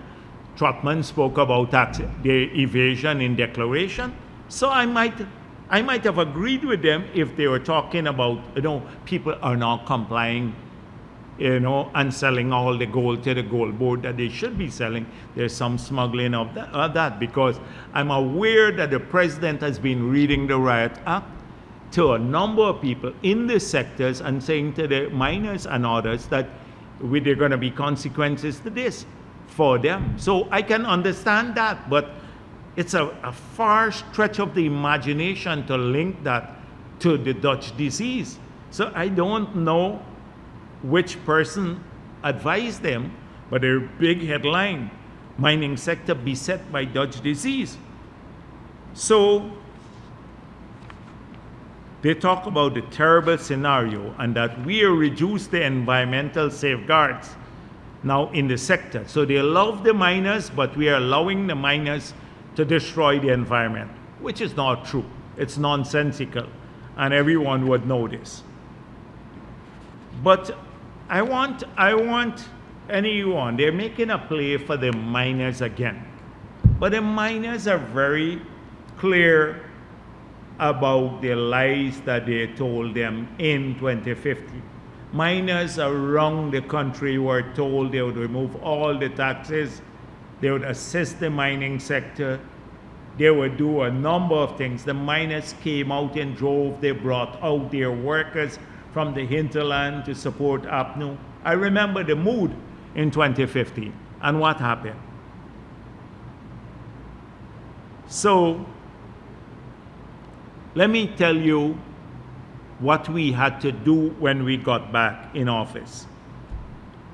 So, first thing that APNU did was to increase the tributers tax. They increased their royalty rate. They increased they put the VAT on machinery and equipment, etc. And let me tell you what we did since we got into office, because we made a promise to remove only the taxes, the VAT on machinery and equipment, and a couple of other things. But we did much more. So the miners themselves recognize this. So there was a 10% tributers tax. That is, the miners had to collect from their employees and remit to the treasury. We removed that when we got into office. We reduced the final tax on a sliding scale of from 3.5% to 2.5%. That's the final tax that APNU had increased. We removed the machinery, VAT on machinery and equipment. We removed the VAT on all-terrain vehicle, ATVs. We removed the VAT on hinterland travel that was affecting the miners. We removed the VAT on the lubricating oil that they used to use. The miners made a case for it. They introduced a system that you had to get police clearance for the miners to transport fuel in their own vehicles. We removed that. We removed the requirement that APNU put in place to register and obtain road licenses for mining equipment. So you had to go, if you had an excavator under APNU, Jordan put that in place. You had to register it for and get a license for it for your excavator deep down in the jungle. And if you didn't have it, and they would charge you for it. And several other things. Through the IDA, we're now giving more spare parts, some spare parts to the miners, especially for those who declare their goal and the large-scale ones. So all of these things were done under the PPP. Not a word about this. That's their record. They were just devastating the mining sector. The miners know this very well. So you're, shedding crocodile tears over the mining sector now and how the PPP is not treating miners well. You think you're going to fool the miners? And we'll remind them. We'll put it on a flyer and take it into every mining area and share it with every miner about what you did and compare what we did. So don't think you're going to be lying now. Marudi Mountain, you remember what Trotman and the others were doing? They mentioned Marudi Mountain here. Nigel Hughes flew into that area. The whole AFC cabal was there, and they were trying to corruptly give some people and protect people, and the people chased them out. Even now they're chasing them out. They don't want to see them there because they'll remember what they did in government. So that was the last thing that they come out with this week. Beset, mining sector beset by Dutch disease. I don't know. They just had nonsense to talk again this week. And then another Starbuck News editorial about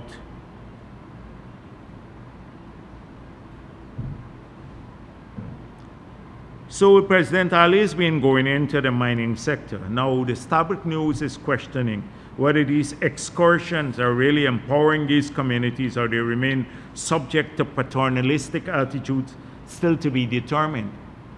So what is paternalistic is the Stabroek editorials, pontificating on everything under the sun, believe that we have to clear it with some class of people. Never mind what you put in your manifesto, never mind what's good for the people on the ground. Never mind in their community they told you, we want black tanks, and you buy the black tanks for them, but they must question the efficacy of giving black tanks to them, and to question whether we should be sending plastic black tanks there or maybe black tanks into the hinterland. That's the paternalism. And they mention the APA, the most paternalistic our organization is the APA, trying to block the funding from the low carbon development strategy that has benefited 242 communities that they themselves have opted into, that they're using to fund large numbers of projects. Who is paternalistic? The president goes, we don't have a cardboard president now, who wouldn't even go into the interior. I remember Granger's trip to the interior. Mabaruma, he goes to central Mabaruma in the morning, plants a tree and come back in the afternoon. 2 hours later. That's it. You find out how many communities he has visited.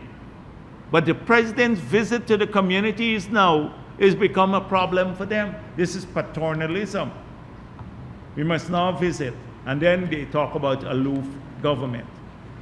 So every week, this is what we have to contend with. I'm going to end here. Thank you. Mr. Jagdeo, Dennis Shabal, Waves. Sir, going back to the matter of... I think it's a bit loud, boy. Go on. Okay. Going back to the matter of salaries and the amounts you pointed to in terms of increases dating back to 2020, how do you compare that with the purchasing power from then to now? And secondly, does Guyana favor negotiation or arbitration with CGX Frontiera to protect that joint venture interest in the Caribbean bloc? And what's the second question? Does the government favor negotiation or arbitration with CGX Frontiera to protect that joint venture's interest in the Caribbean bloc? They said that they've written to the Guyana government seeking to have negotiations, if not eventually arbitration. And can you say what is expected to be the focus of engagements between the government and the British Foreign Secretary? What is expected to be the focus of engagements between the government and the British Foreign Secretary? British Foreign Secretary? Yes, and lastly, does the PPP have any of its properties vested in any companies or other entities?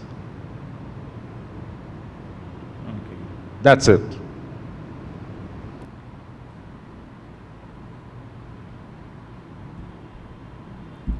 Okay, so first of all, the purchasing power. If you look at the inflationary situation, that's what I'm telling you about average inflation rate. Outside of the cost of a major component, food prices, which we have seen increases in.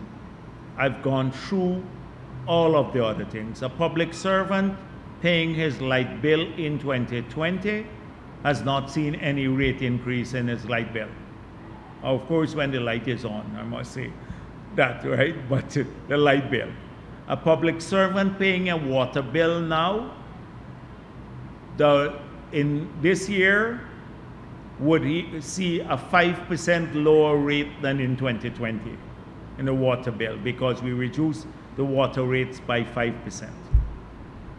A public servant having to buy a gallon of gas now or diesel for his or her car would have seen government subsidizing it, so there's no increase, $500 per gallon.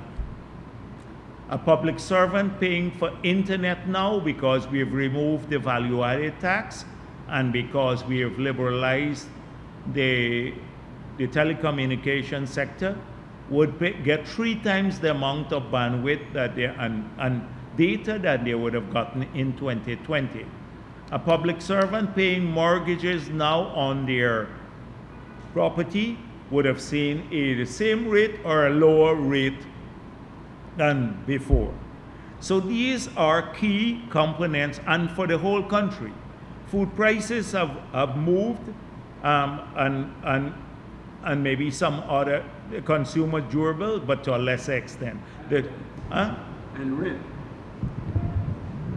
Are you factoring rent in your calculations? Yes, but the thing is that the possibility now of owning your own home, that's why I did not deal with that. As I just told you about that.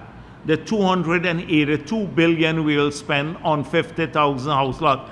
Under us now, the possibility of owning your own home is far greater than any other time in the past or under APNU. We're building core homes, we're building the young professional homes.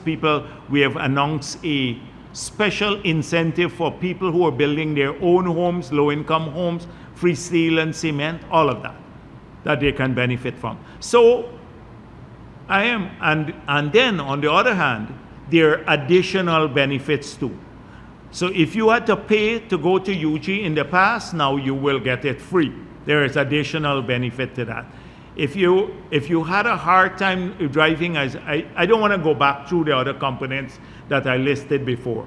So the conditions of your community, etc., has been vastly enhanced. So we're very happy with this, and we're looking at the increase in money annually of $500 million US more to public service workers than in 2020. 500 million US. That's a lot of money more. On CGX, I don't want to speak much on this matter because we have made it clear there is the term for the license expire, and therefore if the term of the license and when they're required to do some or to take some actions under the license that they fail to comply with, then there is no issue to discuss. The license, once its term expired, it's lapsed. If they have a different interpretation, then they can go through the legal process. We believe we have a strong case. Load the letter. Yeah, we don't have to respond to. You can't negotiate on something that you actually don't have any longer. As far as we're concerned, and the legal advice is that the license lapsed because of the conditions under the license and the timeline for the license itself. So that's our position as of this moment. The PPP properties, more 90% of our properties are in our name, or maybe one or so in a company, but they are where the PP has majority shares in. But where they pay all their taxes to city council and everything else. They two. For example, Gimpex. Gimpex was one of those. So Gimpex has been a PPP holding company for a very long period, and so Gimpex is one of the property. I think only the piece of land on Main Street, on not Main Street, on Regent Street, that is the asset of Gimpex at this time. So we are committed to.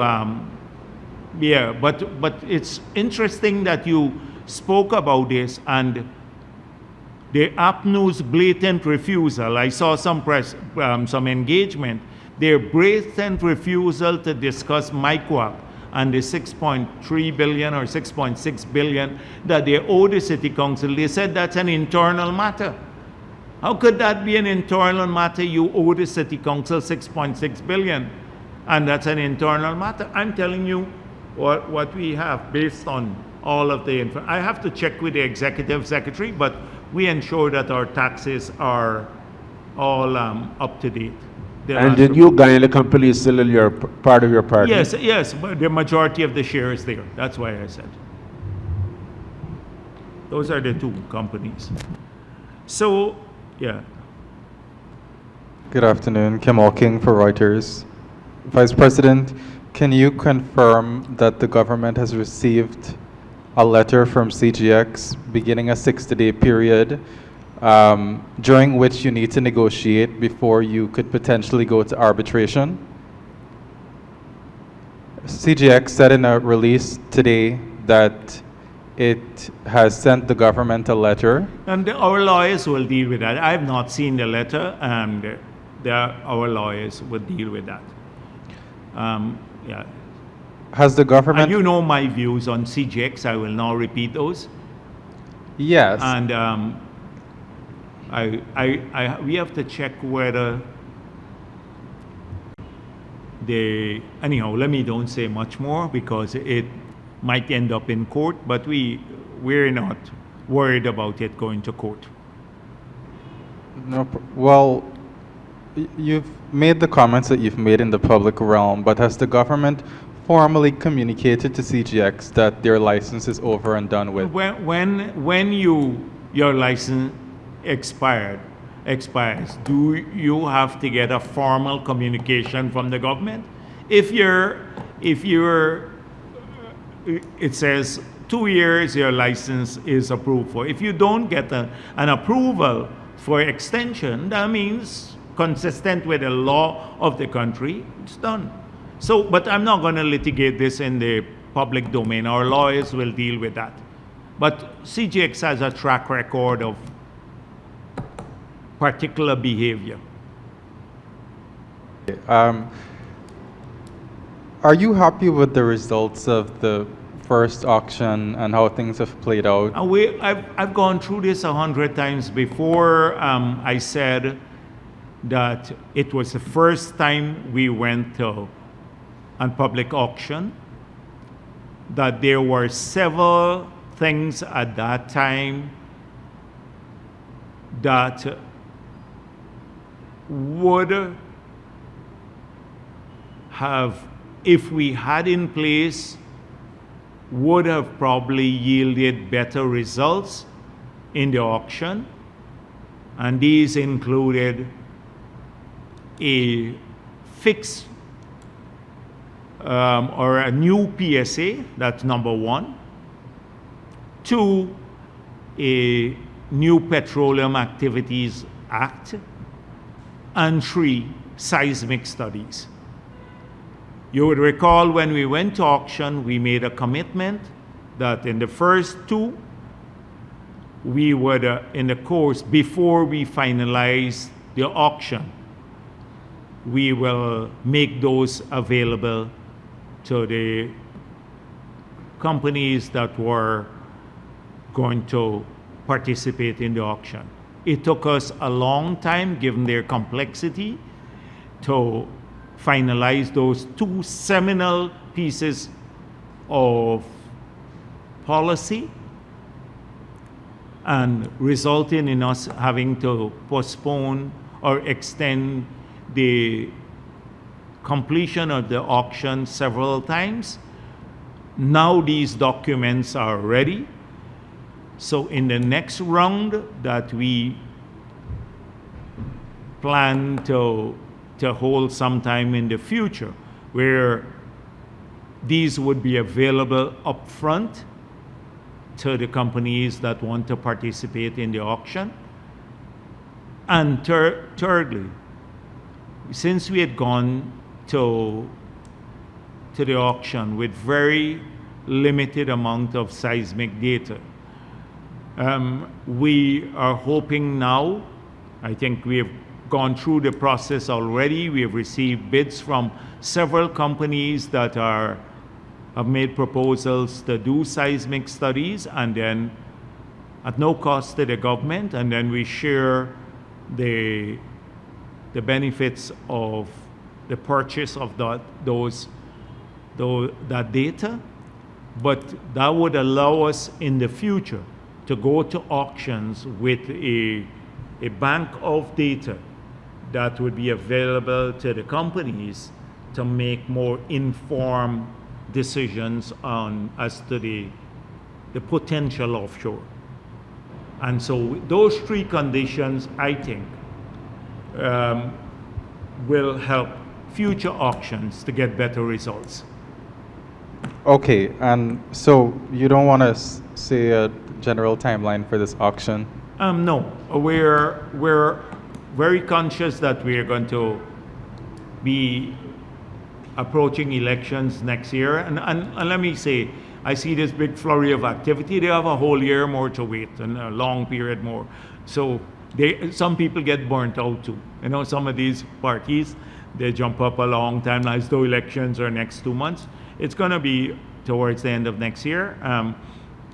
But we don't want to undertake. I doubt whether we go to another auction before the elections. Okay, for 2025, what are your priorities or plans for the oil sector in terms of management, new laws and regulations? And could you give a bit on your view of the performance of the oil sector this year? So first of all, I'm expecting the AG's department has had some issues. They're overloaded with getting the oil spill legislation, the draft completed so I can table it in the National Assembly. I've been pressing them. They've been very delinquent at this, but been pressing them to get this done because we made certain commitments that we want this tabled before the end of the year. I'm still pressing them to do that. So, but definitely next year, that will be one of the laws that we want to pass. Under the Petroleum Activities Act, there are several regulations that are being drafted, have to be approved, and those two hopefully will be approved by the National Assembly. Now, thirdly, we anticipate that there would be, based on public pronouncements that Exxon has made, that they will request approval for 2 new projects. So those would have to be evaluated, as we said before. When we get the final request in and all the documents in, the evaluation would take place, and an approval or made if the technical people clear the approvals. They are then, what else? We probably, those are the main issues that we'd work on. Oh, monitoring, we'll spend more time on building out the systems for greater monitoring of oil proceeds and all of that, and the production offshore, because that was an issue. Those are, in a nutshell, some of the things that I can think of off the top of my head. ExxonMobil had said that when it did some maintenance this year, it saw the likelihood that at one of its projects, it could further increase production by 20,000 barrels a day, but it needs to get that go-ahead from the government. Our technical people are examining that. They are, until they clear it, we are not going to give approval. 2 things they have to look at. First of all, whether it's consistent with the environmental impact assessment that was done at the time of the approval of the project. And secondly, that it's safe to increase the production from the perspective of the rated capacity of the vessel.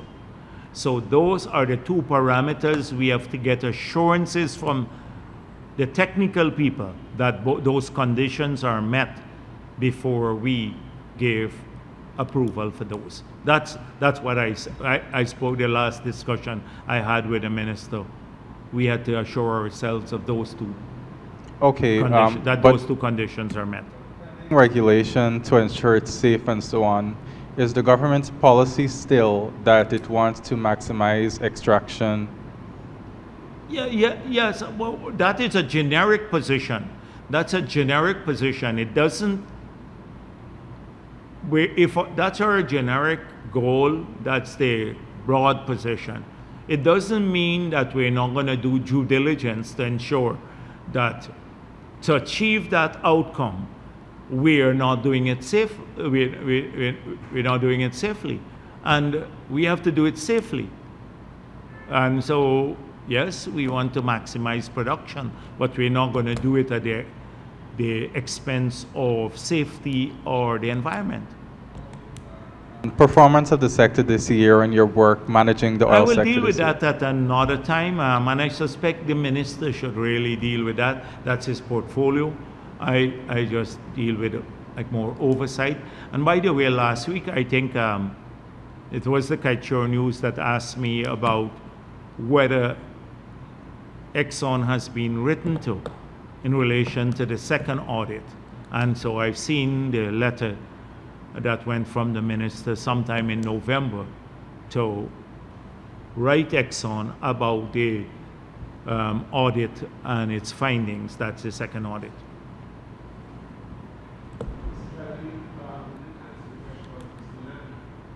Which meeting you're talking about?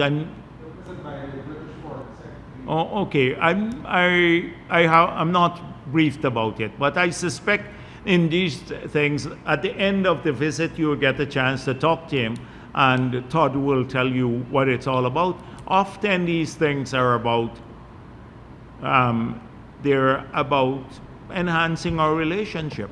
And we're very pleased that he's here now, comes from Guyanese heritage. It's like second home to him. I shouldn't say that too much, but we're very happy he's here. So you can ask Todd about it. Dr. Jagdeo Panumanakchan, the Guyana Times. Can you say, is there a timeline for the cash grant registration or government plans? I explained that at length at the beginning. I don't think you would come here at the time, but look back to that. Yeah, we are hoping that in 5 months that we can complete everyone.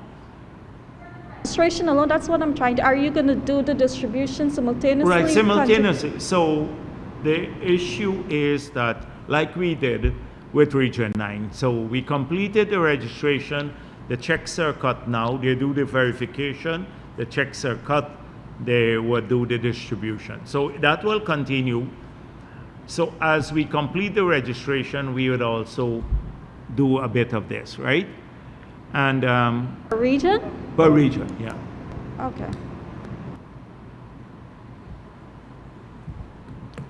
Yes, if that's it. Good afternoon, Dr. Jagdeo, Nasa Williams, Kaichur News. Just one quick question from me.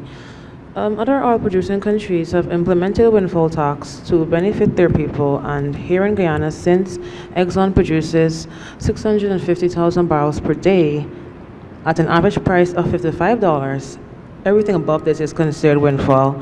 Using current prices of $72, there's an excess profit of $17 per barrel. And if Guyana moves to demand 75% of this, each of the 3,000 households could have received around $2 million. What kind of economics we're bringing to me? I don't even understand what you're saying. It's clear that if you have, there's no excess profit on everything else. Your projections are made. You have, on the basis of what you project the oil prices to be, it might be higher. What that means is that with a 75% cost recovery fixed by contract, it means you're amortizing the expenses faster so you can get to a higher share of the profit faster. You're just amortizing the expenses faster. And that's what's happening. So if it took you 10 years to amortize the investment at $50, and just to give an example, the price for oil, it may take you 7 years to do it at $75. And that means thereafter, you are entitled to 52%, crudely putting, of the revenue. It's a simple matter. Yes.